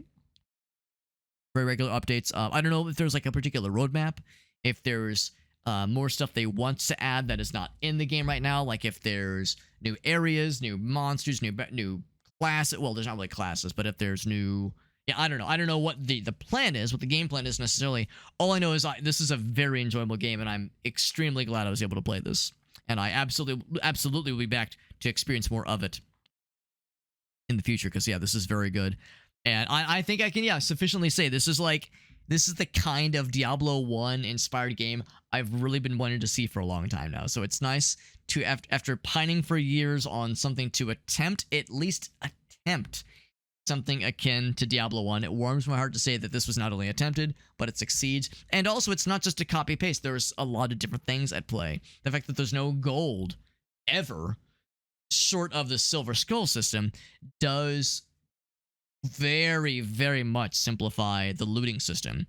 I would say for the best. It means I can, as we were doing earlier, packing my fucking inventory full of potions, which is maybe not what is intended. Maybe from a balancing perspective, maybe that's not great, but I mean, I'm enjoying it, and I've still gotten my ass kicked on a number of occasions. And speaking of getting my ass kicked, the difficulty spikes are genuinely refreshing. I mean, we were able to clear bad guys pretty darn well, clear the screen even pretty darn well with a couple of casts of chain lightning, but it's very expensive. So I feel like we have a lot of resources, but I can't like go too crazy with them and rely too heavily upon them for obvious reasons. So no, this game, for me at least, I would say it does a nice balance of the difficulty and like keeping it, kind of slow, kind of scary, kind of making you be careful, but also giving you the tools to overcome challenges, not feel it's insurmountable. Because we were talking about the Butcher earlier, the first really major boss in Diablo 1, how that's kind of a wall for some people. Some people get their ass kicked by the Butcher and go, fuck this game, I'm done. This game's too hard. So I appreciate that this game is a little bit more, new person friendly, but there is the hard mode stuff. There's the Iron Man mode, I think is what they call it, for those that want the tougher challenge. So, yeah, I'm really enjoying this, and I very much will be playing it more in the future. Tower of Kalemonvo, good fucking game, and I'm also curious to see what else the developer will be working on at some point, maybe. Looks like they are... On Steam, this is the only game they've made. I think they have an itch.io profile that I found a while back, so they've probably worked on other stuff. But this game is good, and yeah, I'm hoping that if the developer has intention to refine things more and balance things more, and maybe even at some point add more content, even if it was like an expansion pack or DLC, I will absolutely be keeping my eyes peeled, because I am a happy lad. Happy Alex. Anyway, friends, thank you for hanging out. The original